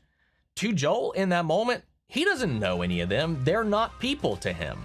All he cares about is getting Ellie out of there. But the reality is, every single one of those people is a person who's had a life, who had a goal, who had dreams, who had feelings, who had family. And that doctor was one of them. And I don't know. I don't agree with your implication personally, but you're right to have your feelings on it. So I'm not going to push back on that, but I think makes perfect sense to center it all around that way in the way they did, because it mirrors Joel's journey. I love David's Superman so far from what I've seen. I liked Henry, but David seems like he has more personality. The thing about, I think Henry had the look down. I think he was vastly misutilized by the powers that be and the directors that he had the opportunity to work with. Because I've seen, like, if you watch him in the Enola Holmes films, he is like gushing and oozing with personality and charm and warmth as Sherlock Holmes of all characters. And it's just like, there's a potential for him to have been a really good Superman. And I think he could have been under the right hands. Like, I love Man of Steel, but not for the character, because it was a visual marvel and the best Dragon Ball Z movie we'll ever get. But like, he lacked any of that warmth for me. So yeah, I'm excited to see, somebody that cares about the character more than trying to subvert that character. There was one episode in Luke Cage in season 2 where Iron Fist and Luke team up, and it was pretty chill in that episode. Keep that energy. I think we good. I think like that's a good example, and that's the one I use a lot. Is Finn Jones in that episode as Danny Rand was really good, but he was also on another show with completely different directors, completely different writers. I think the problem with Iron Fist in his own show was that they didn't give two shits about what was going on over there. The way the production history behind season 1 shows you that. But yeah, in good hands, I think he'd be perfectly fine. Maybe even great. We'll have to see. What's up, Adriana? How are you? Just joined. How are you? Doing good. Also, don't want to forget, and Rebecca. I love Andor, and I love Rebels. So let's see. I watched Queen in the Ring recently, the biographical drama film starring Emily Bent Rickards. Yeah, I've heard I've seen some stuff for that, but I have not seen it. Any good thoughts? Do you think the Defenders still think Daredevil is dead last time they saw? Well, obviously not. He's been on the news, so I would assume not.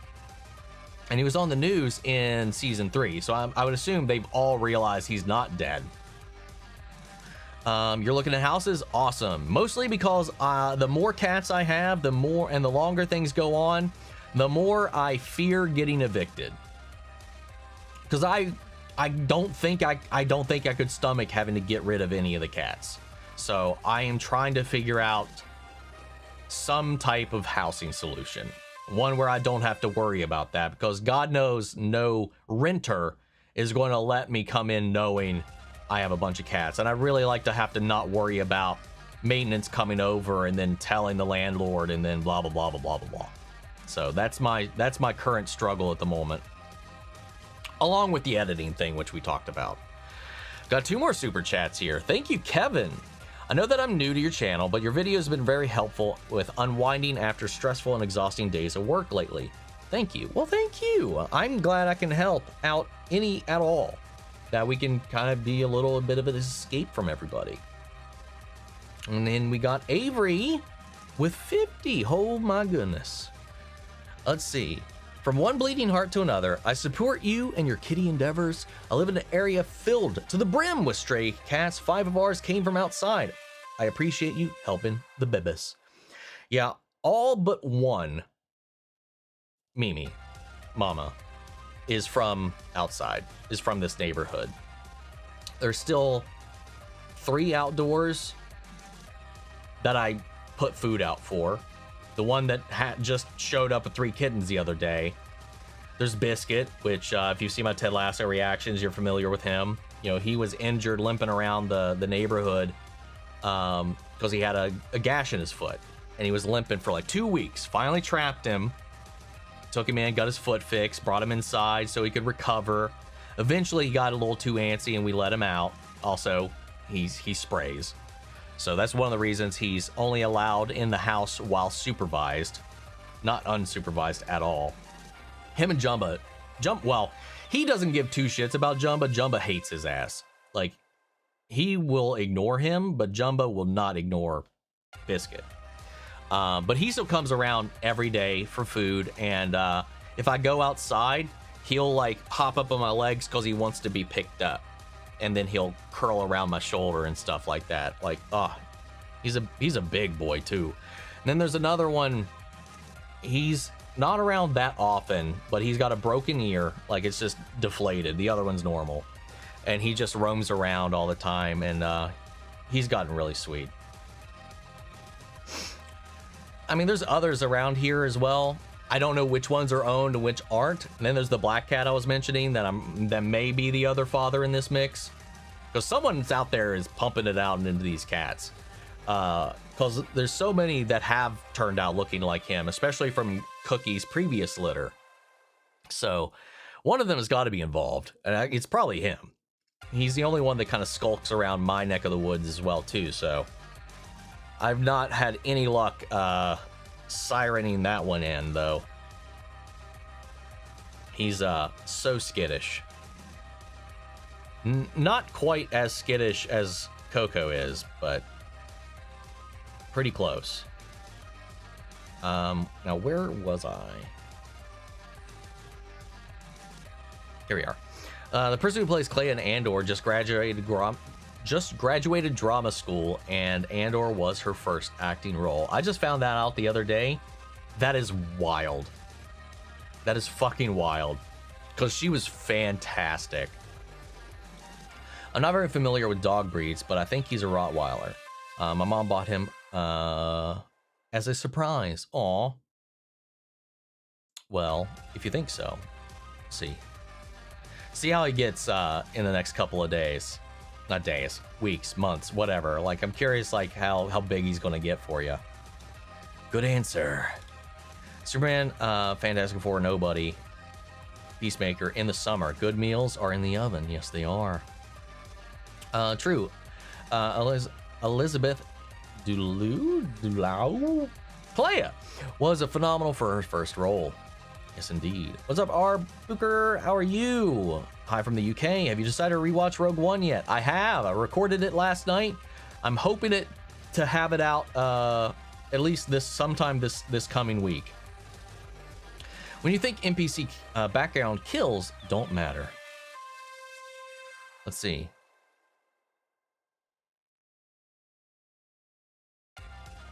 Releasing the Ironheart trailer in the same day as Superman is the worst move by Disney. I honestly think they don't give a shit. I think they wanted it to get buried, honestly. Because the original reports were saying the trailer was going to come out Tuesday, and then on Tuesday we got a little behind the scenes thing that told us it was actually going to be Wednesday. So I feel like that was just a move. Today, May 17th, is literally the day Ironheart was created. They could have released it today. That would have been a smarter move. Superman trailer made me cry. I was definitely on the verge. Personally, I'm more mad at Abby's friends than her. They kind of are weird for not stopping her. Owen is the only one that I feel like is trying. He understands, but he tries to reason with her, but can't. But while trying to be supportive, like, I feel like Owen might be one of the few that makes sense. Manny, though, fuck Manny. Yeah. And then also fuck Nora. So yeah, for sure. I don't think they were all bad for sure, though. Sinners was so good. The actress that plays Annie was fantastic, and she also plays in Loki. Ooh, interesting. I really want to see this movie. I really, really do. Enjoyed your Doctor Who reaction. Rylan is a real person. I've seen a couple of people echo that sentiment in the comments as well. I had no clue who he is.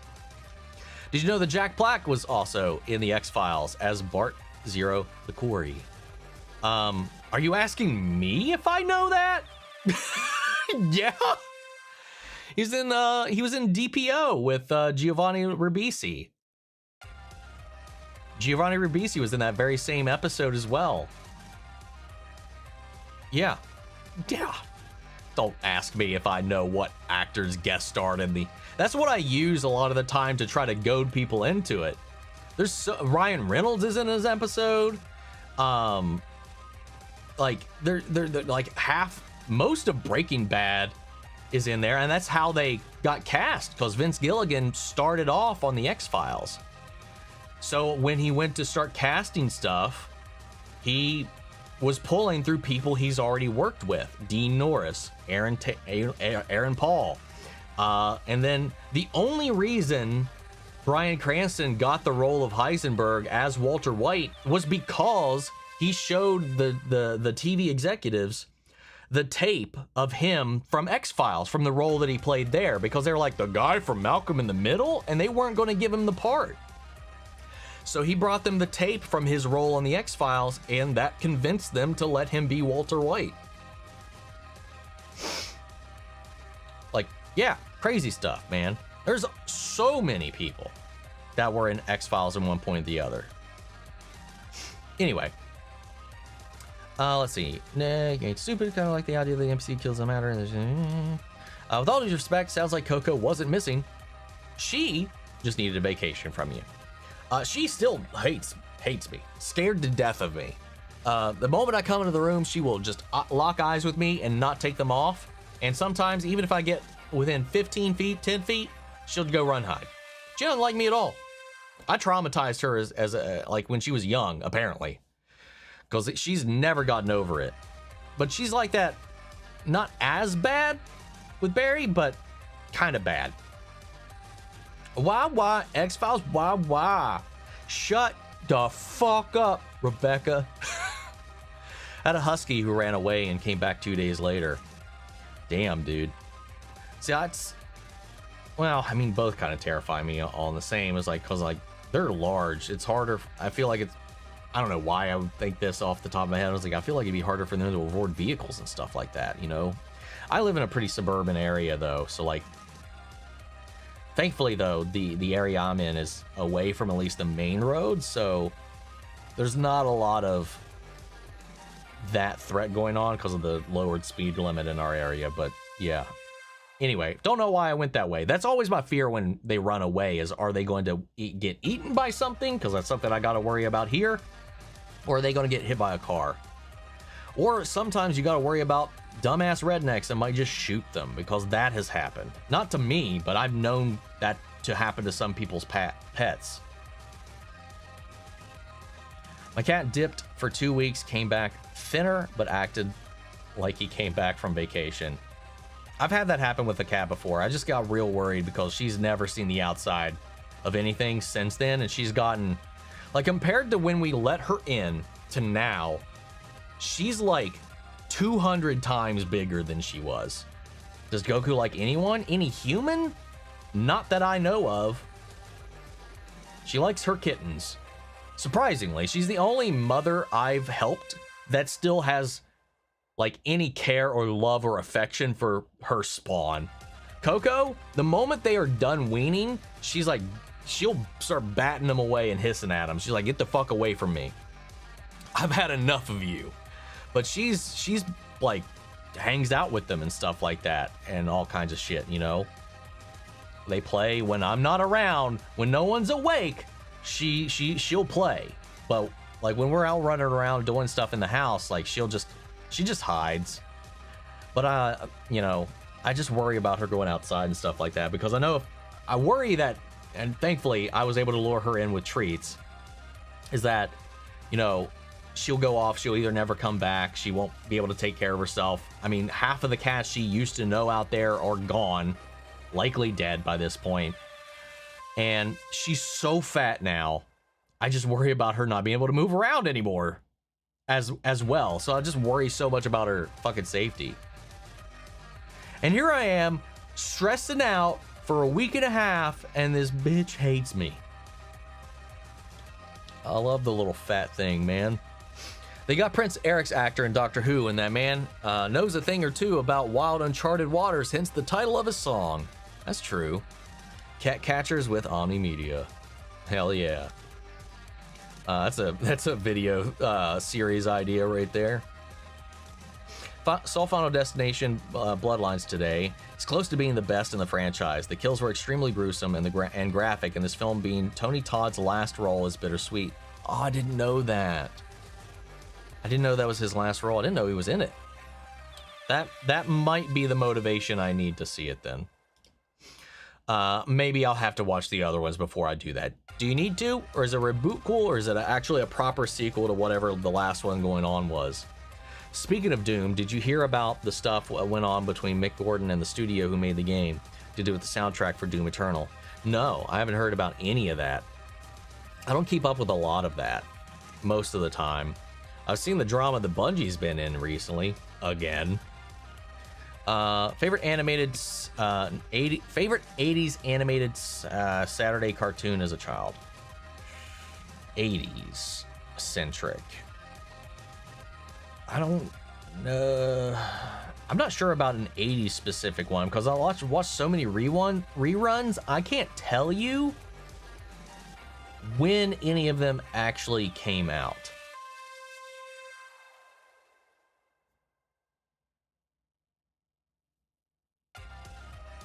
Maybe when I was a kid, maybe was this, fuck, what was it? God, I always forget the name.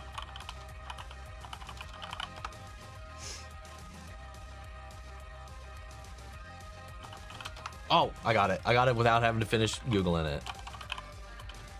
But I don't think it was 80s. No, it was 91. So no, I was thinking of Bucky O'Hare, but I don't know. I mean, a lot of what I watched was reruns from like the 60s, 70s, and stuff like that. Like Scooby-Doo, a lot of Hanna-Barbera. Like I didn't watch He-Man, I didn't watch Transformers, I didn't watch G.I. Joe.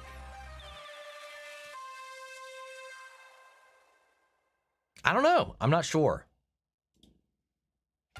I like that Rogue One had no Jedi. There was more serious on the battlefield and made them kind of threatening when their characters slowly starting to decrease. Yeah, it was heartbreaking watching that again. You know, I remember like back in the day when everybody thought Chirrut was going to whip out a lightsaber off of his, that metal piece on the tip of his walking stick was actually a lightsaber. I think that could work too. Just because you have a lightsaber doesn't automatically make you a Jedi though. But, you know, him working in this temple on Jedha, I'd buy that maybe some people, maybe the people that, you know, were part of that group, the same group that he was with, might just have a lightsaber. I don't know. Yep. Can you react to Bad Guys, which is another DreamWorks 2020 classic, before The Wild Robot? I mean, maybe one day. I saw the trailer and even for the new one. It doesn't interest me at all, but maybe one day. I'm sure we still don't want a reaction to season 2 of The Sandman, or has Gilman's alleged or further alleged actions made you rethink your decision of the second season? No, I'm still going to react to season 2 of Sandman. Unlike, obviously he's done some terrible things, but I love the work itself. I love the characters, and they're gonna finish it off and go through it. Unlike a certain other person who dabbles in magic and other things, who is actively using their wealth to do evil in the world, which I won't be watching that stuff. Not at least Gaiman, like, isn't using his finances to fund campaigns like targeting minorities and shit like that, you know. And obviously I don't know the stuff going on behind the scenes or whatever. It's still fucked up, but it's less to do with his financial well-being and more to do with his character as a human. So I don't feel as bad diving into that. I mean, either way, it's coming out, but whatever. That's the way my mind is currently working. And also, it's still ongoing as far as I'm aware. But again, we'll see how it all turns out. But yeah, I'll see it through. I mean, we started it, and I want to finish it. I don't really want to leave something unfinished. So that's what we're going to do. Titans, to me, it's season 1 is like, what the fuck? Season 2 is season 3 is okay. Season 4 is, dude, where's my car? Cinema episode. True. You're so sweet. I try. Are there any comics that you are reading? I don't read comics. I read about comics.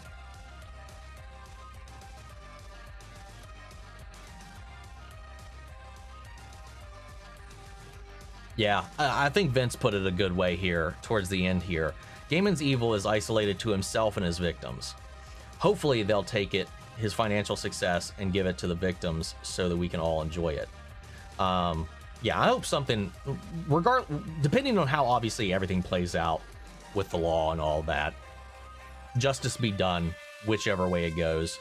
We'll see what all happens surrounding that. But yeah, at least the funds and the financial sex.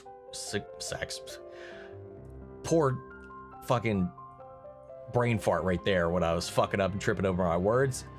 Anyway, at least his financial success isn't being used to manipulate the government, to manipulate the masses, to manipulate law, and yeah, and to try to erase an entire group of people and their rights. You know? Anyway, same. I'd be WLF. Which medium do you prefer? Star Wars on TV or film?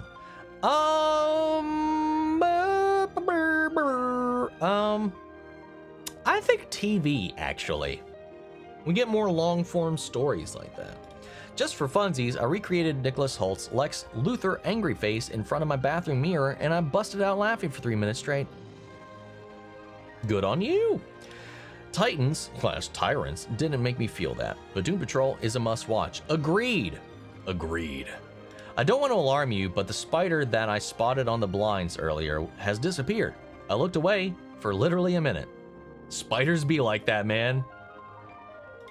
Still, some people ask, how will The Last of Us Part 2 be fully adapted in only 2 more episodes? Oh my god. Anyway, I mean, I get it. Not everybody keeps up with movie news, TV news, and all this kind of stuff, but come on, use some sense. I hate when spiders disappear. It's like when the music stops playing in a horror movie, waiting for the jump scare.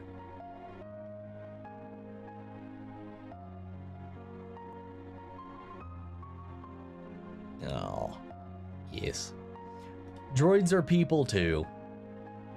Star Wars has taught us anything, that's the case, even though Star Wars really loves to dodge away from that conversation. Would you take your chances with a walker or a clicker in a fight? Dude, I will take a walker every day over a clicker. They're just so much easier to handle. I addressed some of these already when we were talking about stuff before. I've definitely joined the WLF. If I had to choose, I would never join a cult. I love Rogue One, and Andor was based on a plot hole that people were asking back in the 70s about them building a flaw into the Death Star. That's a good point. I forgot about that. They made a whole movie to explain that point. Just like they made a whole movie to explain the Kessel Run. Angel Steel Kree kind of spooked me back in the day. They are kind of creepy. Especially the one dude with his makeup. I don't even know his name right now. The guy who's like, ooh, perfection. Oh, ooh, touchy, touchy. Remember when you were complaining that the Rebel Alliance was disorganized back in the first 3 episodes? I think now that in the finale, we're seeing the Empire are the disorganized ones. Yep. Teamwork makes the dream work. First time catching you live. Hello. What's up, Imlu? How are you?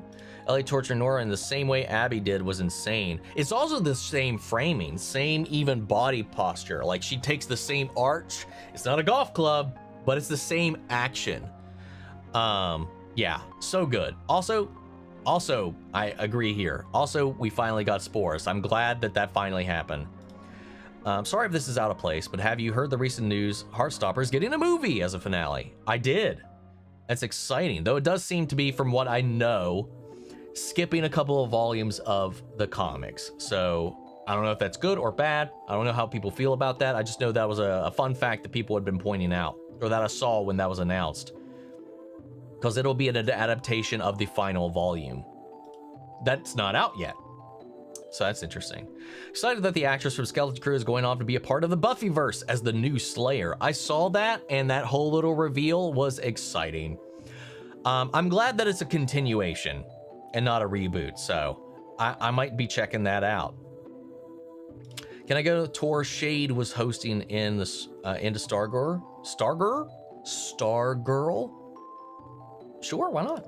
Yes, I agree. Also, hell yeah, it would be so nice to see you react to Sinners. That's my DC destination. I hope we get into Adventures with Flash. That would be awesome. That's the title of the 3rd movie. Okay, the 33 1/3 is the 3rd movie. Okay, that makes sense. I didn't know if it was like a Lion King 2.5 kind of title. So I just wanted to make sure. What's up, Margaret? Greetings from Peru. Well, shouts out to Peru. How are you?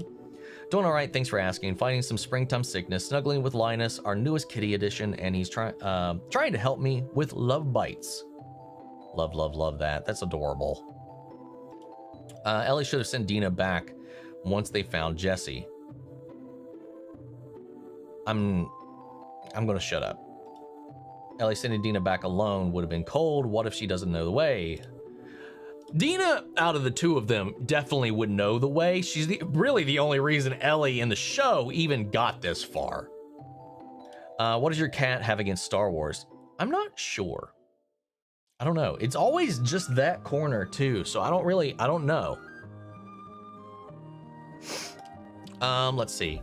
Also, college for us in the UK is 16 to 18, and university is 18 to 20, I think. See, for us, college and university are the same thing. It's just based on size and accreditation. Otherwise, it's the same thing. Both get you to the same diploma. Though I think you can also do courses that last 3 to 4 years at university here. Besides some blurriness in my right eye, I am fine. That's good. I'm glad. I hope you have a swift recovery. Really want to taste a Big Belly burger as well. In the Arrowverse, remember Felicity and Diggle saying it was salty? I would imagine so. I mean, it's a hamburger. I would expect some salt. I was born in 97 and we're all young at heart. Omni, you still look young. Well, thank you. Thank you. At least I didn't get carded for coffee. I hope LJ's still here. Yes. What did I mention on that thread of yours? I talked about the movie thing, the PG-13 movie I got carded for once. The weird, maybe even weirder too, was I was checking out a Walmart, and I was buying. This had to have been a clerical error on their part because it makes no sense to me. I was checking out of Walmart because I went to go pick up the Blu-ray for High School Musical 3. I love High School Musical. Get out of here. Shut up if you want to call me out on that. I love it, and I'm not afraid to say it. Shut up. I went and bought the DVD for it, and when I was checking out, for whatever reason, it popped up on the machine to tell the tenant to verify if I was 18 or older for a PG movie. I was like, what? They were confused. But for whatever reason in the system, it told them to verify. They had to check my ID to make sure that I was over 18 to get High School Musical 3. The fuck is that? Anyway, sorry. While I'm here, would you mind expanding your horizon after Heartstopper and maybe explore the BL world?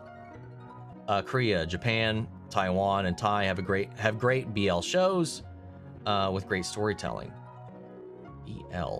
What's BL? Boys love. Oh, okay, thank you. I don't know the lingo for all these things. I can't keep up. I'm old. Ish. I mean, maybe if some get recommended, if they win a poll, like Heartstopper won a poll, so that's why I'm reacting to it. And I'd definitely not be against it at all. Like between that and Red, White, and Royal Blue, that's been a delight to watch. Because I love. I've never been one to willfully choose rom-coms or romance films and stuff like that, but when I do watch them, I've never really regretted it. But they've never really been something I sought out, if that makes any sense. But so I love my sci-fi, I love my action, I love my horror, I love this stuff. That's where I go to. But like, I've never watched like any of that and like not enjoyed it. I mean, there's been like a Korean drama or two that I've watched back when I was in my early 20s. I was with an ex of mine who was huge into it, and I really enjoyed. But I can't remember the name of it that I watched. But I'm definitely not against it, but it'd probably have to win a poll, because especially with how busy the channel is. So who knows? We'll see what happens after we catch up with Heartstopper. Like History Trapped, Until We Meet Again, and The Best We Love Season 1 and 2, and it's completely understandable if that's way out of your channel's realm. Again, I apologize if this is so random. You're perfectly fine. Nothing too random to talk about in here, unless obviously it's a little weird or too probing or whatever. But like,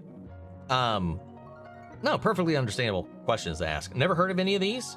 And I gotta say, like, even back when Heartstopper first was getting recommended to me on the channel, that's kind of what I was saying. Like, it didn't, at the time especially, it didn't really fit in with a lot of what we cover, because it was really just Marvel, DC, some anime. Like, it would just, it would be a huge outlier on the channel.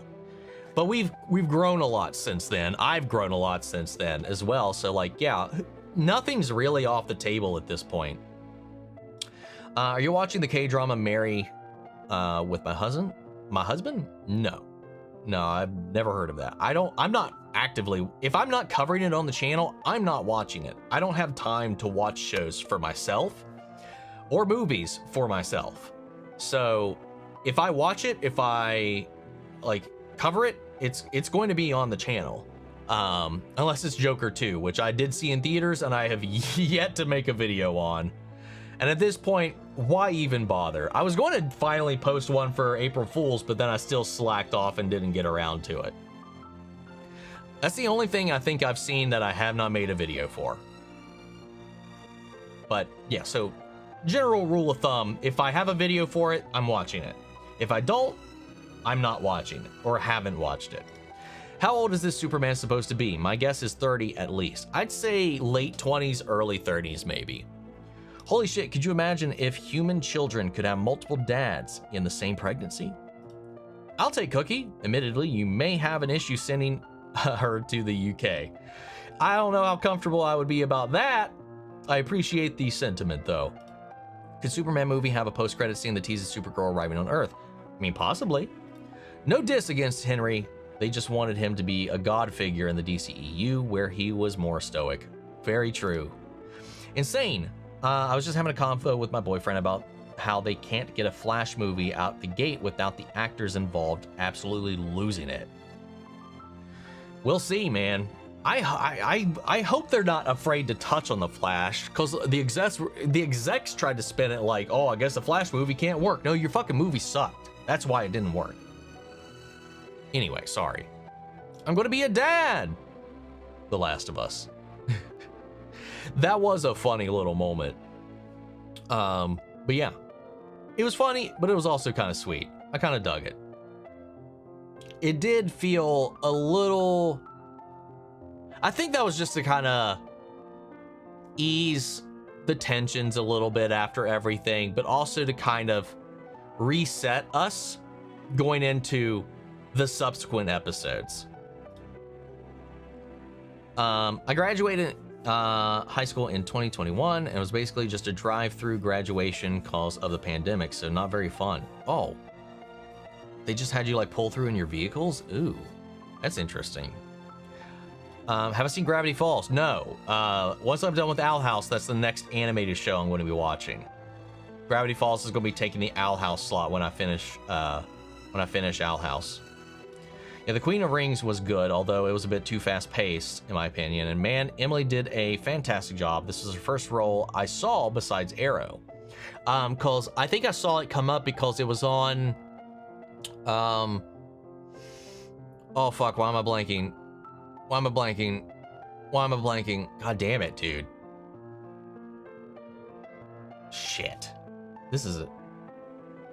My brain sometimes... There's just too much in my head. Too much to keep track of, so I have to like fucking reboot or refresh my cache at times. God damn it. Martin Cove. Martin Cove's social media is where I first found out about it, because I think he's in it. Also, she looked really good. It was great seeing Deborah Ann Woll as well. I didn't know she was in there. That's cool. She's nice. She's really nice. When I met her, she was tired as fuck though, but she was super nice. At least, so is Cove. Cove is a sweetheart, by the way. At least they didn't take your tooth out and throw it in your nose. You need to buy an entire farm just to keep bringing more cats in. I've honestly floated the thought through my brain about starting a retreat or like, what do you want to call it? A sanctuary? I've honestly, the thought has come across my mind.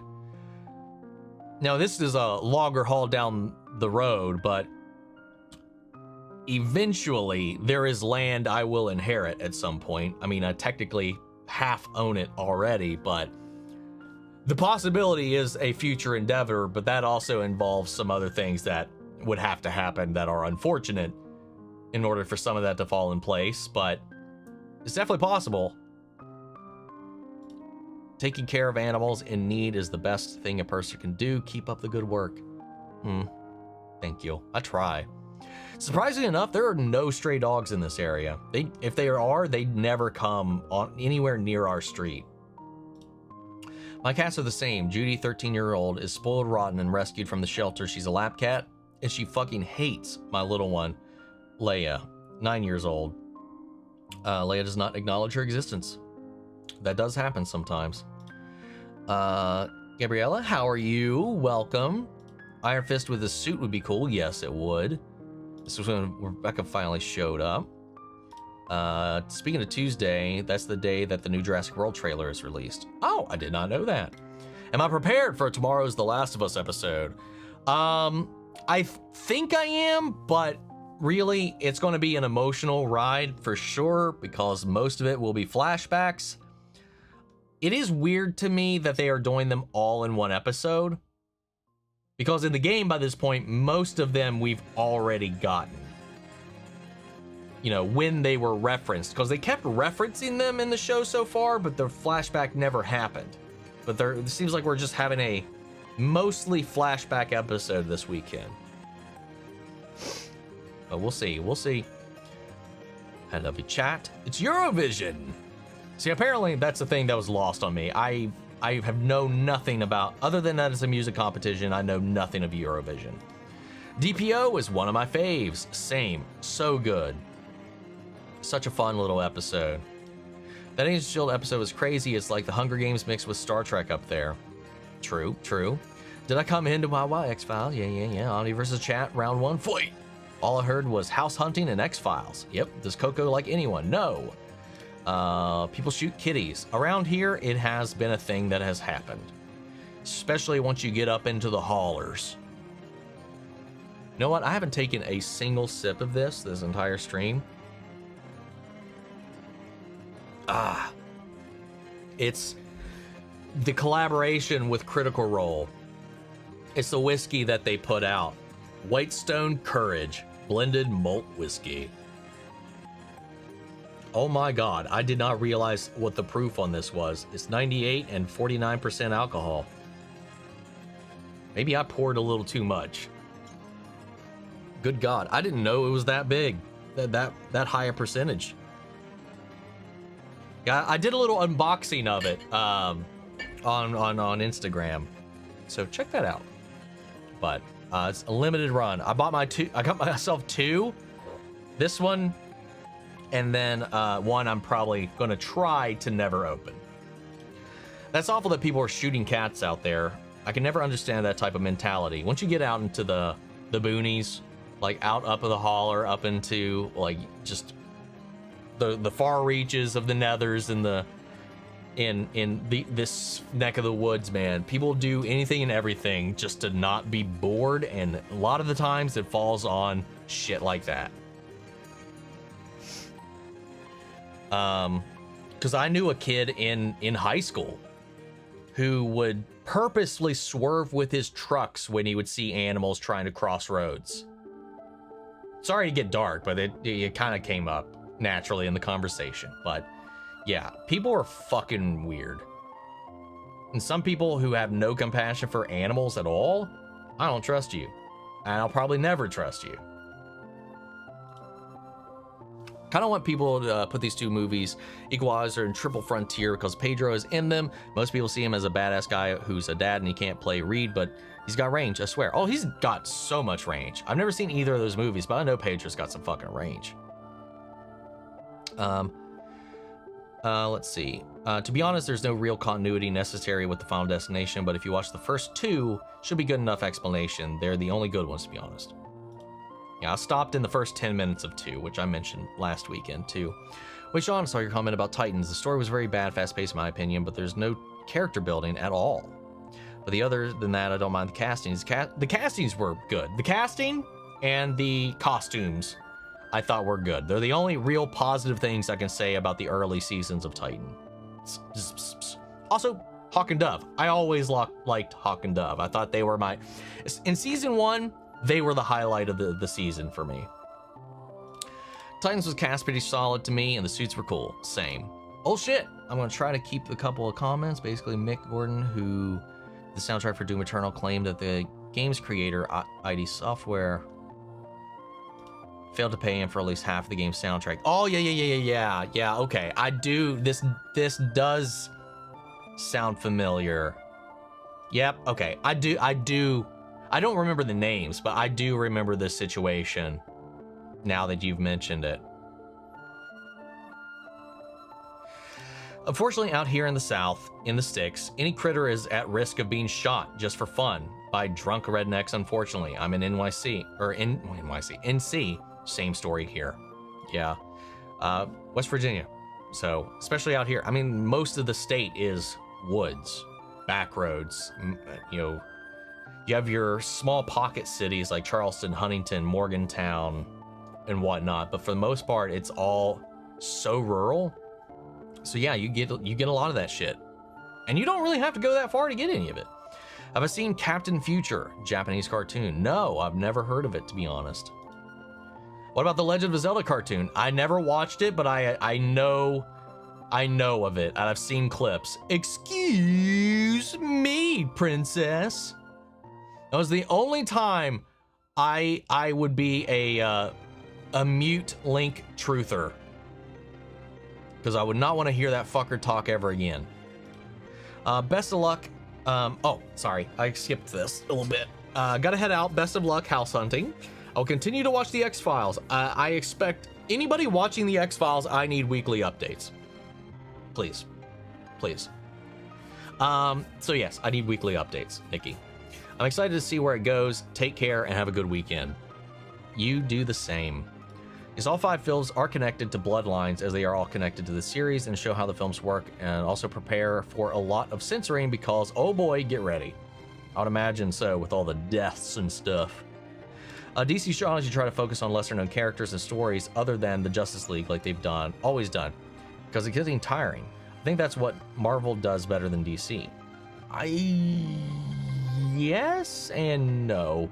To be fair though, James Gunn is focusing on currently a lot of characters most people don't know shit about, while also building out our bigger characters. So I'm trying to be hopeful that they're going to be able to handle this a little bit different, a little bit better.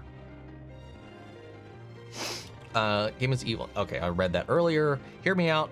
Triclops from He-Man, Seymour, the Teen Titans might be related. Okay. I'm doing my summer job at school. Nice, nice. Let's see. No, listen, the spider is doing his job paying the rent if I can't see him. If I can't see him, it doesn't come near me. The spider can live. That's true. Lex Luthor's shades are fire. He does have some pretty sick shades. Did you have any favorite Disney or Nickelodeon shows as a kid? Disney, as a kid, I mean, I didn't, like, I loved Disney Afternoon, like Tailspin, DuckTales, Goof Troop. I liked Bonkers, and Darkwing Duck was my jam. I got a Negaduck and a Darkwing Funko Pop. I love Darkwing Duck. I'm still waiting for that reboot, Seth Rogen. You said we're getting one. Where is it? Sorry. Nickelodeon. My favorites were Rugrats, Invader Zim, which kind of came a lot later. But Invader Zim, Rugrats, Angry Beavers was one of my favorites, man. But let's say Rugrats, Angry Beavers, and Invader Zim were probably my favorite Nickelodeon shows until the Last Airbender came out. Enough about horror. Anyway, Kingdom Hearts 4, we got new images and my god, I want to see some gameplay in the story. I want to know what's up with the single photo of a phone there. Thank you, Square. Me too. The phone puzzles me. Like, my immediate thought is like, maybe that's how you access worlds. Is it like the Matrix? You pick up the phone, you just, or what? Or is that going to be their tie maybe to the outside world, to the other world? Raised by the screams of Richard Horvitz. No joke. Because he was Alpha 5 in Power Rangers, which came before most of that. That dude, and to now in the Helliverse, that dude has been in every stage of my development, somehow, his voice. And I'm just so glad I've gotten to meet him a bunch of times. Sorry, that was a whole other side tangent, sorry. But yes, Kingdom Hearts, man, I want to know what's going on with these Heartless. How did the Heartless get there? The new forms that they're taking, because it looks like, as we know, the Heartless take the forms of the denizens of the world they're inhabiting. And those, as we see, Sora's in our world, and they are humans. So the Heartless are so eerily humanoid. It's so wicked. Obviously, I can't wait to get to know what Strelitzia has been doing this entire time, what that Mickey section is going to be, them skulking around on those chandeliers. I need answers. All that was really was deterrent from the backlash from them canceling Missing Link, because a lot of people were pissed off about that. Fair amount were kind of relieved because nobody really wanted another mobile game, but I still want that story and I hope we get it, because we know it's going to be integral to 4, but anyway, I need more information. Watch The Last of Us with my neighbors, and we discussed how we've been struggling with Ramsey's emotional portrayals of Ellie this season. There seems to be something about it that lacks the maturity that the game Ellie has. She's vicious, mature, focused in her endeavors, even to where she lashes out at Dina for being pregnant. For Gananan. The wrath and disdain isn't there for me. What are your thoughts? I feel that sometimes in, like, we didn't really get to see that until the Nora scene, but comparing that to the game, because yes, there is a lot of anger, there's a lot of maliciousness, there's a lot of fixation, tunnel vision, to where Ellie is just fixated on it in the game. That's not being shown here. But what Bella, I think, did really well and different is the way they handled the Nora scene, because in the game, you can see that Ellie doesn't want to do this, but she does it. She feels like she has to. And then she gives into it. And then the more she does, the more she sinks in, the more it becomes a thing. In this, Ellie wanted to. Like, there was no hesitation. She looked over, she saw the pipe. She chose to start this, knowing where it was going to go. In the game, like, Nora had the pipe and was swinging it at Ellie, and Ellie grabbed it in self-defense and pulled it away from her, transferring it into her hand. And that's where it started to almost be this thing that slowly possesses her, because she's not getting what she wants, and then she starts to bubble. It's way more complex, I think, in the game. But Bella I think Bella was so much scarier when she lashed out at Nora.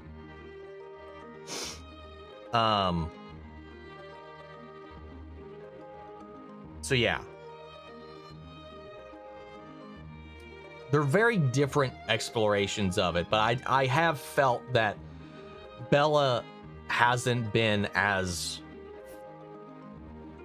not manic, but I don't know. Like, it just feels like she's kind of in a walk for the park, if that makes any sense. Like, it doesn't feel like she's been carrying that weight around in the way that Ellie in the game did. Like, in the in-between, in hindsight, like, it's not bad, but it definitely does feel like a little bit's missing. Like, she's great in her scenes, but that's just I think that's maybe the writing is part of it, less than it is about their performance. Let's see. No, sorry, a little more horror.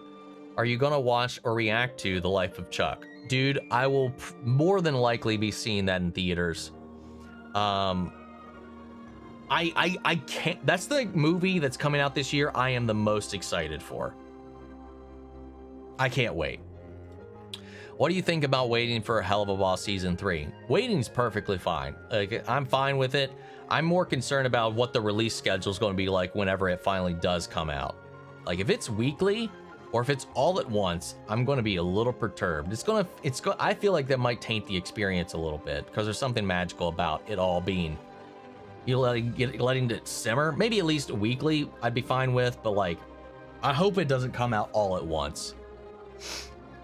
I think Ellie should have been dead within the first 20 minutes in Seattle, if not for Dina. Oh yeah, 100%.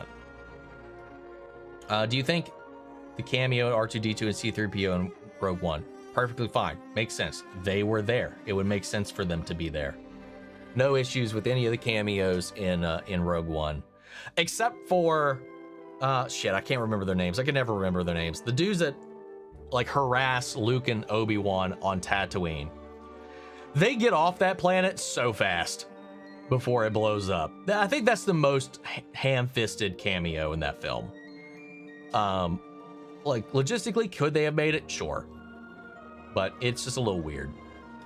Ellie she is vicious, mature, focused in her endeavors. Oh yeah, I already read that one, sorry. I like that you can throw Cyborg on any team and it just works somehow. True. Dina is basically Dora the Explorer in Last of Us. That's so true. Like, I understand why I got carded, but for coffee? Bruh. This is weird, man. I was trying to, when I saw that on your post, I did try to look it up, and apparently some stores are starting to voluntarily do it because of the caffeine content, I guess, because energy drinks are regulated, but not coffee. But some places are starting to even if it's not a law, voluntarily monitor that. So maybe they just on a whim decided, or maybe, I don't know. I have no idea, because I was so confused by that as well, like you were. And yes, I know she played the live action Dora. Likewise, same. Since you're a cat dad, have you ever adopted a flocking alien cat if they were real? I don't know, man. That'd be terrifying. I would never want to be eaten by one of those things, or worry that they might eat somebody else. 100 walkers or 1 bloater? I'd rather take 1 bloater. The problem with walkers is they're easy to beat in small numbers, but the masses is so much harder. A bloater you could kite. You could like navigate him around a situation, avoid, take him down, whittle him down. It's a more of a test of patience with a single bloater. I'd rather take the 1 bloater, I think. If Kingdom Hearts get a new trailer, anytime I will replay the entire series, including cutscenes of the mobile game. 1 is a great time, 2 is a masterpiece, and I love 3. It gets too much hate. Yes, it does. 3 is my personal favorite to play. I think story-wise, yeah, 2 is probably my favorite. 2 or Birth by Sleep, story-wise. Gameplay-wise, I think 3. Obviously visuals. I've been carded for alcohol-free gin too. Okay, interesting. Weird decisions out there, man. Lil Winky. Have I heard of Our Flag Means Death? I have. Barry's watched it. That's my significant other. She's watched it. I've seen maybe a clip or 2. I love, what's his name? Fuck, what's his name? Obviously Taika Waititi's in it. I know Taika Waititi's in it. The lead. Fuck. I can see it in my head. I can see it in my name. I see the name. Help me. Rhys Darby. Thank you. Rhys Darby. He's in X-Files. He was in a hilarious episode of X-Files. One of the few episodes of season 10 I actually really enjoyed. So I enjoy him a lot and his personality. So I would definitely do that as well. I'm curious about it. I've seen the first 2 or 3 episodes of Good Omens because we had watched that together, but then we just kind of fell off. I think we just weren't in the mood to keep on going, or at the moment, not because it was bad or anything like that. It was just like, okay, today maybe we didn't feel like watching it. And then the next day and the next day and the next day, and I never went back to it. So I've seen like 1 or 2 episodes, and I've never finished Good Omens. I'm not caught up on it, so that might be something I need to revisit at one point.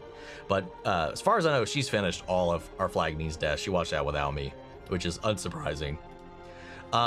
People who graduated before he was born are fandom grandmas. Ah yes, the old terms are now truly ancient texts. That's funny. Is Interview with a Vampire on your list? I believe so. My go-to for sci-fi, me, then please, for the love of God, watch Falling Skies. I still haven't watched that trailer, by the way. I think I keep getting recommended videos hating on Ironheart when I'm excited for the series and I'll watch it. That's annoying when that shit happens, man. Someone get me wrong, sorry. Live. Is a new genre, specifically more prominent in Asia. Interesting. Saw the trailer for Ironheart and got recommended a video hating on the video. Some hating on the trailer for the Ironheart. I watched the trailer. I didn't like the trailer. I didn't think the trailer was very good. Surprisingly though, the effects look fantastic, but the trailer, as a trailer, I don't think it was very good. But we'll see. I've been rewatching your Fall of the House of Usher, and God, that show was so fucking good. Yes, it was. Yes, it fucking was. Mike Flanagan is a godsend. I will watch anything that fucker makes at this point. That's the only reason I'm so excited for Life of Chuck. That and the cast. I didn't watch Joker 2. You're not missing much. Knights of the Seven Kingdoms was delayed till 2026. On the right side, next year we should only get 2 Game of Thrones show with House of the Dragon Season 3 and Knights of the Seven Kingdoms. Interesting. Fun, interesting. Wonder why. You Seen Blue is the warmest color? No. It's a French lesbian film. One of the stars is Léa Seydoux. I think I said that right. It's pretty good from what I remember. I don't know if it will be good to react to. I've never heard of it. Never heard of it. Johnson, no Clark. I love the movie Twister. Clark! Giving Clark the good old fucking, well, technically this came first, I guess. I was gonna say the Chris Pratt hand. You ADHD brain will be like, yeah, that's so true. There's a guy on YouTube that has a ferret sanctuary. If you're considering a cat sanctuary, it might be worth contacting him for any tips. There's a guy on YouTube that has, I think you retyped that and then put this in here. I know there's a difference for species. I mean, it's pretty set up, but I'm getting it set up. The system would be kind of the same, very close. Can't remember his name. I know his real name is Thor, not that probably helps. I mean, I'm sure it probably would be that hard to find. I think they should have spread flashbacks throughout the season. I agree. But we'll see. We'll see how it plays. We'll see how it goes. Yeah, people who shoot cats are evil. Yes, they are. Henry Cavill's Superman, I didn't mind, but the writing and the hopefulness wasn't there, which I don't blame Cavill for, but I blame Snyder's vision. 100%. Oh, damn. I didn't realize that you're an Appalachian boy. Yes, I am. If you are ever interested in listening to a podcast, Old Gods of Appalachia is it. I've heard really good things about that podcast. I have not tapped into it yet. Right now, the only West Virginia adjacent podcast I listen to is My Brother and Me. Now, those boys are originally from Huntington. I think only one of them still lives there currently, the oldest one, Justin. But yeah, I don't know. I'd love to. I'd love to. I need more positive representation of West Virginia. Though there's not a lot, politically, not a lot to really celebrate here, but the people, for the most part, are too bad. Yeah. I'm not that bad. I always I always hesitated telling people where I was from because when I would visit my family in Maryland, I would just get made fun of whenever they learned where I was from. So I would just try to hide it. You know, and I actively, for a time, tried to concentrate on phasing out my accent. I don't know that I ever really had a strong one to begin with, but I tried so hard to hide it for a long time. So I would try to think about how I was talking. So yeah. Yeah, anyway. Anyway, I'm kind of surprised at the run times this season's episodes. I thought the episodes were going to be longer, but none of them have been an hour yet. And episode 5 was 44 minutes. Wasn't the first episode an hour? I thought the first episode was over an hour. Maybe I'm misremembering. I blame Snyder for a lot, to be honest. I'm like 50-50 on his films and stuff like that. Like, there's some stuff that he did that I really like. Like, his version of the Justice League film is the superior version in my mind. I like it infinitely better. And that's the most Superman felt like Superman in his takes. Obviously, the Joss Whedon cut really went a little too hard the other way in making it goofy and cartoony and stuff. And it got a little tonally dissonant. But Zack Snyder's Justice League, I like that a lot. I don't mind Man of Steel, but it failed the characters. It was still my favorite movie for the longest time. That's just because it was the best action film, best looking film out of the whole bunch. But I still don't like BVS. I still don't think it holds up all that well. The Vision, some of the decisions are still questionable at best. Like the whole Bruce and Lois thing is just no. But some of the ideas were kind of cool. It's just like, I don't know, man. There needed to be a little, I don't know. Anyway, whatever. I prefer animals over humans sometimes because they're more trustworthy. I met some great humans, but some weren't that nice, and animals have always been there for me. Exactly. I was kicked out at 16 because my mom knew I was going to kill classmates in high school because their ringleader hit my dog with his truck and bragged about it in class. So, like, I get where you're at. But it worked out because when I went to live with my grandparents, and it was much better environment for me, and I was much healthier all overall, left GA and thrived in Florida. Hell yeah, man. That's fucked up though. You may have murdered somebody though, who knows? Not that they are decent people to begin with, but still. Anyway, I miss Poppy Pascal, so I'm excited for this next episode. It's going to be a tearjerker for sure. Oh yeah, definitely. Coming in full-blown dad mode is going to pull my heartstrings. Yeah, dude. I like the other dub too over the first guy. West Virginia, wow. I don't know why, but I'm processing the fact that I'm not hearing a heavy accent. You honestly don't sound much different than people over here on the West Coast. Well, I think part of what I was just talking about may help with a little bit of that. James Gunn feels like an anti-Snyder. Yeah, 100% for sure. James Gunn focusing on a lesser-known Green Lantern to start, like Guy Gardner. True. Link says that line in every other episode. That show is tiring, but I still laugh. I've never seen a full episode, and I'm not sure that I could stomach a full episode. Lex Luthor looks inspired by Smallville Lex in the new Superman movie. I mean, just looks like a corporate business dude to me. I don't know. I mean, still right now, Rosenbaum clears everybody in my book. Raised by the screams of Richard Horvitz. You have no idea. Hope that Superman does well so that we're in for a connected universe that is here to stay for at least the next 10 years. I hope so too, because it all really hinges on this movie. But to be fair, I want the movie to be good. I don't want to just succeed. You know, because like the Minecraft movie, not a good movie from what I've heard, but it made shit tons of money. You know, I don't want to be that situation.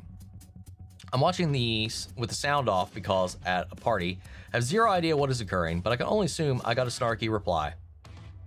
Fair assumption. Pretty sure that Darkwing's voiced by the same guy who voices Winnie the Pooh. It is. Jim Cummings voices him.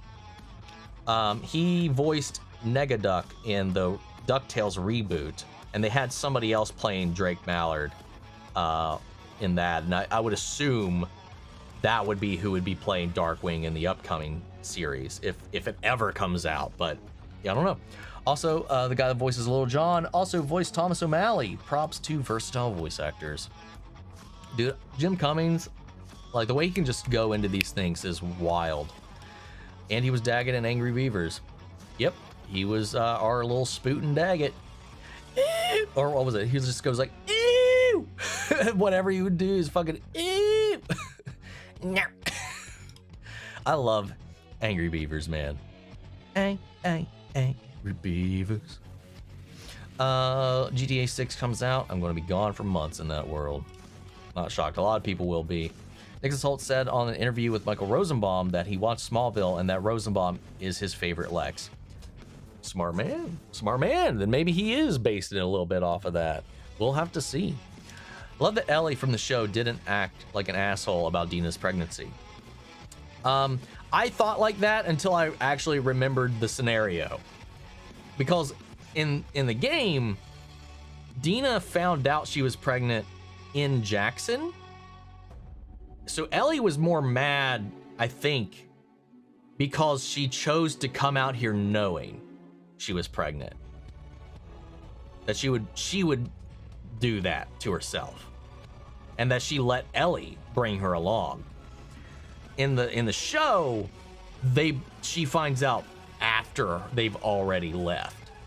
So it gives her more understandability that now shit, we're already in the thick of it. It's not like she knowingly put herself in this situation. So I get it. That was nuts. I thought Nora didn't agree with what Abby did. Why did she aggravate Ellie by insulting Joel? I thought it was Mel that didn't agree. I can't remember if it was Nora or not. Either way, yeah. I mean, even if she doesn't agree with Abby going after him, she may still feel that Joel deserved what he got. So I don't know. It's hard to say. I randomly play a compilation video of Excuse Me Princess to annoy people out of love. That's evil. Nora was an idiot for making Ellie run after Ellie. Said she'd spare her. True. True. Not the brightest. I'm excited for the Pennywise series this year. I hope that's good. I'm kind of curious about that. Okay, that Vince says Mel didn't agree. Nora was on board 100%. Okay, there we go. I'll take that. I think Dina's portrayal has been crazy good. Same. Her facial expressions after holding Ellie up at gunpoint is haunting. I feel that Dina is carrying the voice of reason. Oh yeah. Dina, I think, is the highlight of this season to me. So much better than her character in the game. I mean, I just find her so much more interesting in the show than I did in the game.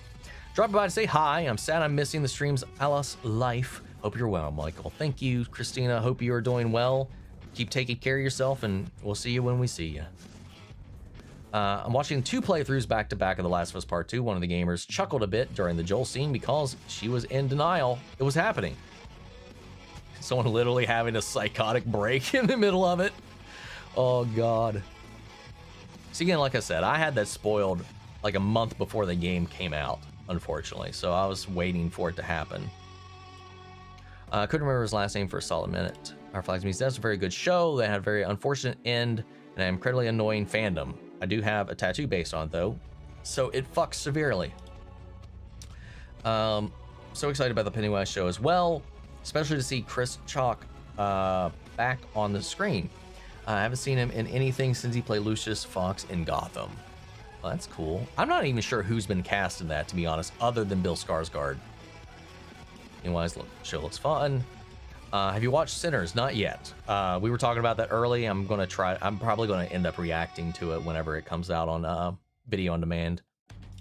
I didn't tell you about the trailer first, like 6 months ago. You did. I forget things and stuff happens though. Mike Flanagan can do no wrong. He managed to Katamari it up. The best actors of several generations, for fucking sure. And he loves the X-Files because he's referenced it a couple of times. And in Midnight Mass, Riley has a Dana Scully poster in his room. He keeps hiring X-Files alums. He had William B. Davis, Annabeth Gish keeps showing up all the time. There's a lot of people that he's worked with too, and I was like, I was like, I had to be like, is that just a 90s reference or is he actually a fan? Because there's some things that are straight up, I think, direct references to certain episodes and stuff like that. And then, so I just reached out on Twitter one time. I was like, dude, I have to know, like, is all this a coincidence or is he just a fan of the X-Files? And he ended up replying. He was like, I'm definitely a fan. So I got my answers there. So he's smart man, and just his understanding and his philosophy on life and death and love and all these different things. It's so amazing. I love his sensibilities and just his direction. He's great at it. I think Mike Flanagan should make a movie or a show called The Book, The Fisherman. I think his style fits that book. I'm not familiar with that book, but if Mike Flanagan gets his hands on it, I'll probably give it a chance. Freaking 90 when the next Game of Thrones book releases. If it ever releases. I don't think at this point you're going to review Choker Folia Do, which is fine, though. It's way too late. We'll see. We'll see. You can make any franchise, any movie franchise, what would it be? If I could make any movie franchise, what would it be? I don't think I would want to be fair. That's a cop-out answer. That's what I'm going to go with. I'd actually do War Crimes for Mike Flanagan to adapt The Girl Who Loved Tom Gordon. I don't know that story either, man. The YouTube guy who was the Ferret Sanctuary is Pirate Software. Decided to go find it, and you succeeded. Good job. Pirate Software. I'll try to remember that. I watched, or have watched, I haven't in a while, 2 different Sanctuary YouTubers. What is it? Urban Animal Rescue. And I forget the other one. He's in Florida and he has a shit ton of gators. I don't remember. Do you think the season will end with Ellie meeting Abby again? Oh yeah, 100%. We're going to end the same. We're going to hit at the transition. We're going to end for sure at the transition point in the game. I think the handoff point. First time viewer here. I enjoyed all of your Mike Flanagan reactions. Also, blue is the warmest color. Would have to be a Patreon only or heavily edited. Oh God, I'm gonna have to look that thing up. Now I'm curious. What's up, Ray Smooth? How are you? My daughter graduated high school in 2020. She was so depressed for not having a graduation ceremony because she worked so hard to graduate with honors.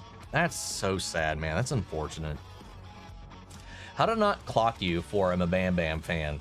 Yeah, no fucking, and yeah, no, you'll fucking adore Old Gods. It's a beautiful story, no vibe with it. I wasn't initially. Barry is the one that really got me into them. She was listening to them, and that's how I got into them. Funny enough, I was working with a client back at one of my previous jobs, call center job. I was doing desk support, and you know, they called in. They were at Case University in Cleveland, and they were calling in. We were just talking while we were waiting on some stuff to go through, some tests we were running or whatever, and just small talking. You know, she asked where I was from. I said West Virginia. I was like, oh, do you listen to podcasts? And the podcast. And the first time I ever got recommended a Bam Bam was from one of the clients I was talking to at work, which I thought was kind of funny. Ironically enough, I've never run into any of them, and hell, I went to school for a time in Huntington, so, and there's conventions up there all the time. I don't know. It's my goal to bump into them at some point, or at least one of them. I also think the slimmed down. I think they slimmed Abby down in the show to make it a fair fight with Bella Ramsey's Ellie. Maybe that could be part of it, or they just simply didn't care. I'm really interested and excited to see what Flanagan does with the upcoming rendition of The Dark Tower. The movie was an absolute joke, but if anyone can do a faithful adaptation, it would be him. Yeah, give this man all of the Stephen King stuff. Episode 1 was 1 hour and 2 minutes, I think. That's what I thought. Last of Us episodes are as long as they need to be, in my opinion. And I feel like some scenes were paced well, while some episodes weren't. That's fair. That's fair for sure. Blizzard Warner's comic has a lot of explicit sex scenes. So that's why I don't think it would work for a reaction. Maybe watch it in your free time, if you have free time, of course. Episode 1 was 58 minutes, I think. Peacemaker is also a lesser known character. Batman vs. was okay, but I just wish Ben Affleck had a Batman movie before he fought Superman. I really love Ben Affleck as Batman. He looks great. I love his Bruce Wayne. And I think when he's not a raging lunatic, he really does do the character well. It's just another one of those things where good casting, wasted potential. Can someone get that zombie some lotion and moisturizer? Which English-speaking accents do you like most apart from native US ones? I really like, I think I really like Scottish and Irish accents. Mostly because I'm Irish and Scottish. Like if you trace the lineage back, my family name is Scottish, but I know, at least according to my dad, which isn't the most reliable source, but according to him, my great-grandmother or great-great-grandmother was an Irish immigrant. So I don't know. That's the best I got. My family tree's hard to track because my dad, one, doesn't keep up with his family. Obviously, I haven't talked to him in years at this point. But the few times we had talked, he had talked about that. And then my mom's adopted, so I can't really explore her family tree at all. There's no intel on that. She found her birth mother a few years ago, but then her birth mother passed away. Not long after they reconnected. So I still have really no clue anything about where she's, anything about her side of the family, really. So the only thing I really have to go off of at all is my dad's side. And that's just difficult. So I'm kind of stranded here. I thought about doing one of those DNA tests, but I don't want to put my DNA out there like that too. I don't know. So I just have to go off of that. Anyway, Irish, Scottish. If I had to pick between the two, probably Irish. I really love it.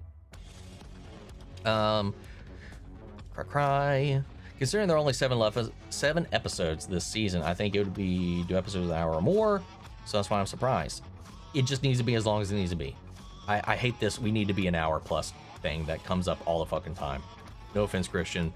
I personally think it's ridiculous to expect everything to hit a certain criteria. Episodes are chapters, and not every chapter is 30 pages. Sometimes there's, it's just whatever it needs to tell this moment, and that's all you need. At any given moment, I've got Daggett in the back of my head going, that was nuts. Do you think it was a mistake to release both Superman and F4 2 weeks apart? I hope both do well, seeing both regardless. I don't know. I will have to see. I feel like Superman and F4 complement each other really well because they both come out about heroes the world looks up to. I hope so. I want them both to succeed. What's good, Omni? Just watched your Invisible Season 3 reaction and saw that you were live, so I figured to out. What's up, Ian? Well, welcome. Hope you enjoyed the reaction. What's up, Owen? Have I rewatched Rogue One after finishing Andor? I did last night, and it hit different. It definitely did. Fortunately, I recently suddenly lost my godmom, and The Last of Us is too hard emotionally for me to watch right now. So I'm lost on these game versus show tweaks. All good. All good. I've played the game before, so that's why I know the differences. I don't remember everything, but I remember a lot of the major moments. I've been trying to refresh my memory between episodes and stuff like that, so I can be more aware of it, but I have a very, very strong idea where we're going to end, though. But I totally understand. The Last of Us is a show, if you're already in the dumps, you probably shouldn't be watching it. It's not going to help. Especially part 2. Kind of want the Watchmen characters to use more and interact with other DC heroes. That would be cool. I would like that as well. With Andor having a general theme to the series, such as sacrifice and duty of dreams, what themes do you wish were explored in other media's IP? In other media IPs?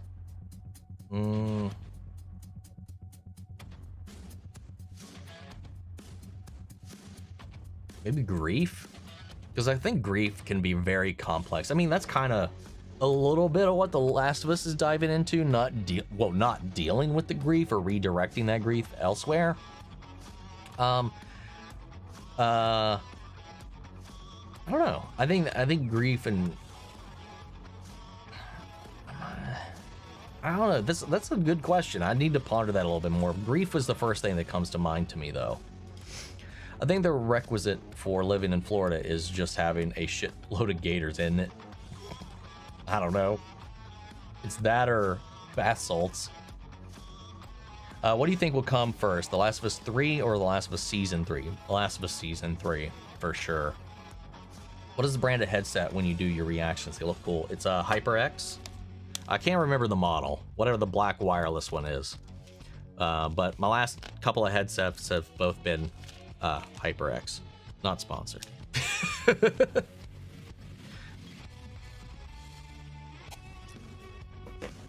But I like the ones that I had previously. I wanted to opt for something wireless just so I wasn't getting tangled and wrapped up in my cord whenever I'm moving around and stuff like that. I've tried AirPods, I've tried like the earbuds and stuff like that, but those get a little achy over time. So I've mostly been sticking with those.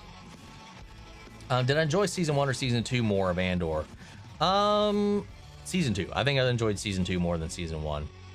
Like season 1 had some real strong moments, but I think season 2 just it got to the point so much faster. Not that that was a problem in season 1. I think that really worked in season 1, but season 2 has just been move, stress, moment, pivotal. It's all been big shit. So I think I'm going to go with season 2. The Girl Who Loved Tom Gordon is a Stephen King book. Highly recommend. Okay, cool. I've never heard of it. What would Pennywise actor make for a good Batman? Or would the Pennywise actor make for a good Batman? Bill Skarsgård, I would probably say no. His brother Alexander would probably be better built or suited to it. I don't think Bill would be a good Batman.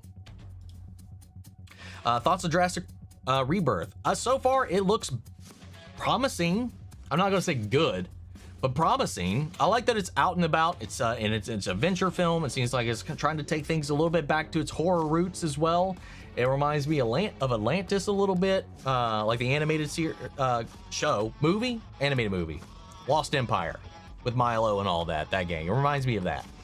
I don't know. I hope they can at least somewhat tap into the magic a little bit. Irish mentioned. Woo! Hell yeah. Hell yeah. Yeah. That's like, I don't know. I just love listening to the Irish accent, man. It does things, man. I love Jacksepticeye. I just love hearing him talk. And just in general. I love the country too, from what I've seen. Obviously, as somebody who's never been, maybe romanticize it a little bit, but always wanted to go. Did you see Ralph finds A.K. Voldemort was cast in the new Hunger Games film as President Snow? That's weird. I was stoked. Interesting. I don't really care about the Hunger Games stuff. You know, the first story was fine. I don't know that I'm hooked on needing to dive into more of that world. Like, I haven't seen the last two, and I don't know. I'm just kind of, I got the story. I'm good. Liking an Irish accent. Watch Normal People or Dairy Girls. I've heard of Dairy Girls. I haven't heard of Normal People. You make a very fair point, for sure. Like Barbenheimer, now we get Super Fantastic. Or Super 4. Are you seeing Final Destination Bloodlines? At this point, I'm currently not planning on it. Just because I've only ever seen the first movie. And haven't had a desire to see any of the other ones, but what I've been hearing about the new one, and being Tony Todd's final film as well, we may do a Final Destination journey if I really, really feel up to it. Watch Black Mirror if you aren't feeling well. JK, don't do that. Again, I've only seen 2 episodes, and yeah, I don't know. That's another series I need to watch eventually. I think they have an issue with run times, The Last of Us Season 2, if they think it's adapting Part 2 and it's entirety. Part 2 needs 2 or 3 seasons, which we're getting. Exactly. Very, very, yeah, very true. Very true. Solid reactions. I'm on episode 3 right now, but quick question. Are you ever going to react to The Accountant 1 and 2? That's the Ben Affleck movie, right? I mean, maybe one day. I wanted to see it when it was out in theaters, but I missed out on it. And then the new one, I don't know if he was on the first one. I know the new one, I think John Berthold's in it. I don't know, maybe.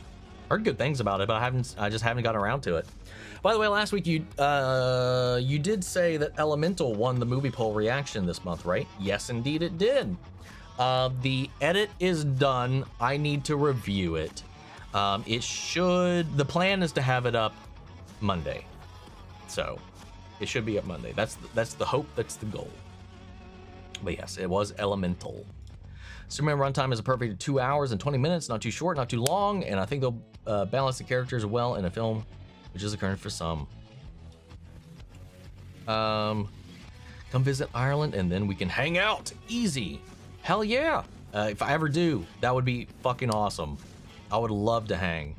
And if Star Wars Celebration LA works out this time around, which I couldn't make it to Japan. God, the FOMO hit real hard. I already had one other convention going on at the time, and then I still don't have my passport renewed. The stars didn't align for it, but it being on the home turf, I will 100% at least be going to Star Wars Celebration that time. That's 2 years away. I don't want to wait 2 fucking years to do some of this shit, man. Anyway, I would love to hang. I'd love to meet half of you guys, man. I'm so jealous. Anyway, since Disney is hell-bent on this live-action thing, who would you cast for a live-action Atlantis Lost Empire? Atlantis Lost Empire, because I got Harvey Gillen would make a great Milo Thatch. Whoever is playing the guy, well, he might be a little too... I don't know. I want to say the guy from Jurassic World Rebirth, because he reminded me of Milo. But I'm sure there's probably a better casting out there somewhere. Will I be covering the Lantern Show? You bet your ass I will be. Normal People is drama miniseries. It's really amazing. Daisy Edgar Jones is the main star. Looks like LJ is heading out. Anyway, gotta head off. It was nice being here. Have a good night, everyone. Have a good night yourself. I know it's late in your neck of the woods, so get you some rest, get that editing in, and we will talk later for sure. By the way, the next episode of Owl House has a surprising revelation. You're going to be definitely intrigued about this certain character's background. What if it's... I'm not going to ask any questions. I don't want to know yet. Don't want to know yet. Last of Us would have had Ellie arrive in Seattle in episode 2 if they were rushing the story of part 2 into one season. Oh yeah, for sure. They would have killed Joel in the first 30 minutes or something stupid like that. Yeah, FOMO was strong for Japan. Because I really want to go to Japan too. That's like #1 on my list of countries I want to visit someday. By the way, did you know that Owl House had a few shorts? I did not. Did I watch the Fallout series? I did. I have reactions to all of the first season of Fallout, so check those out. And I will be reacting to the new season when it comes out. It's currently gone midnight over in UK/Ireland because it's a 5-hour difference, right? Yeah. Is it just me, or is it just me that's extremely nervous for Doomsday? Because there was a little build up to it.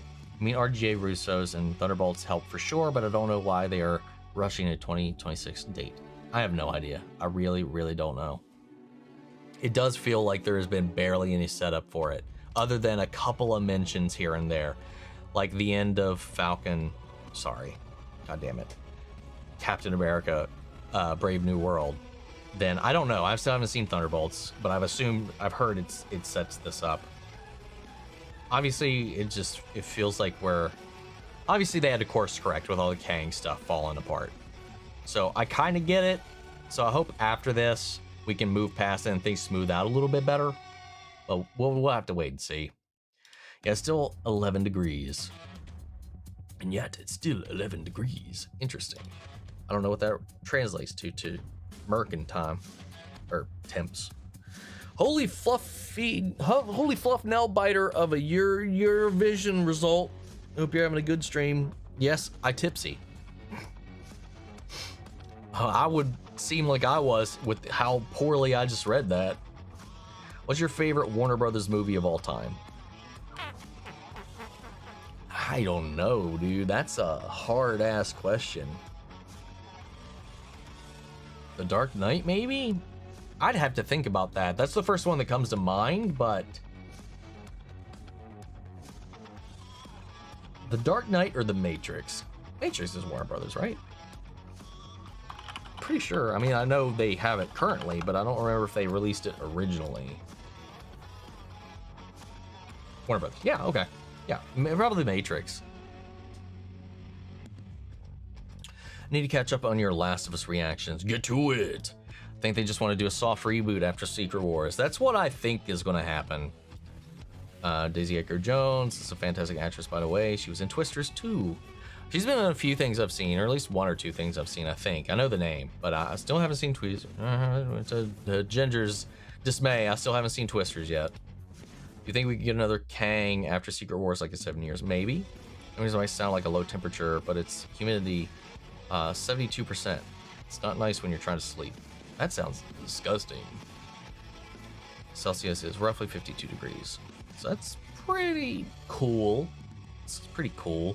But it's cool and damp. That sounds gross. I hope we get a proper Doom after Secret Wars with a new actor we don't know yet. Same. I really have to get going shortly to see Thunderbolts again. I still need to see it for a first time. I still don't know if I'm going to try to catch it in theaters or watch a reaction of it. Favorite W film is definitely Joker. Hey, coming in right at the tail end. A bit late. Just got back from seeing Thunderbolts. Loved it so much. The cast and chemistry is perfect. I've heard nothing but good things about it. If I can catch it in theaters, I will. Otherwise, who knows? We might have a reaction on the channel. We'll see. Keep an eye out for it, man. There was a Doomsday trailer releases tomorrow out of nowhere. What would your reaction be? What the fuck? Why now? That'd probably be my reaction. Anyway, guys, we've caught up. Your boy's hungry. I'm gonna get some food. Got some stuff to record tonight, and then yeah, I'll catch you guys next week. Take care, everybody. Thank you all for being here, and enjoy yourselves.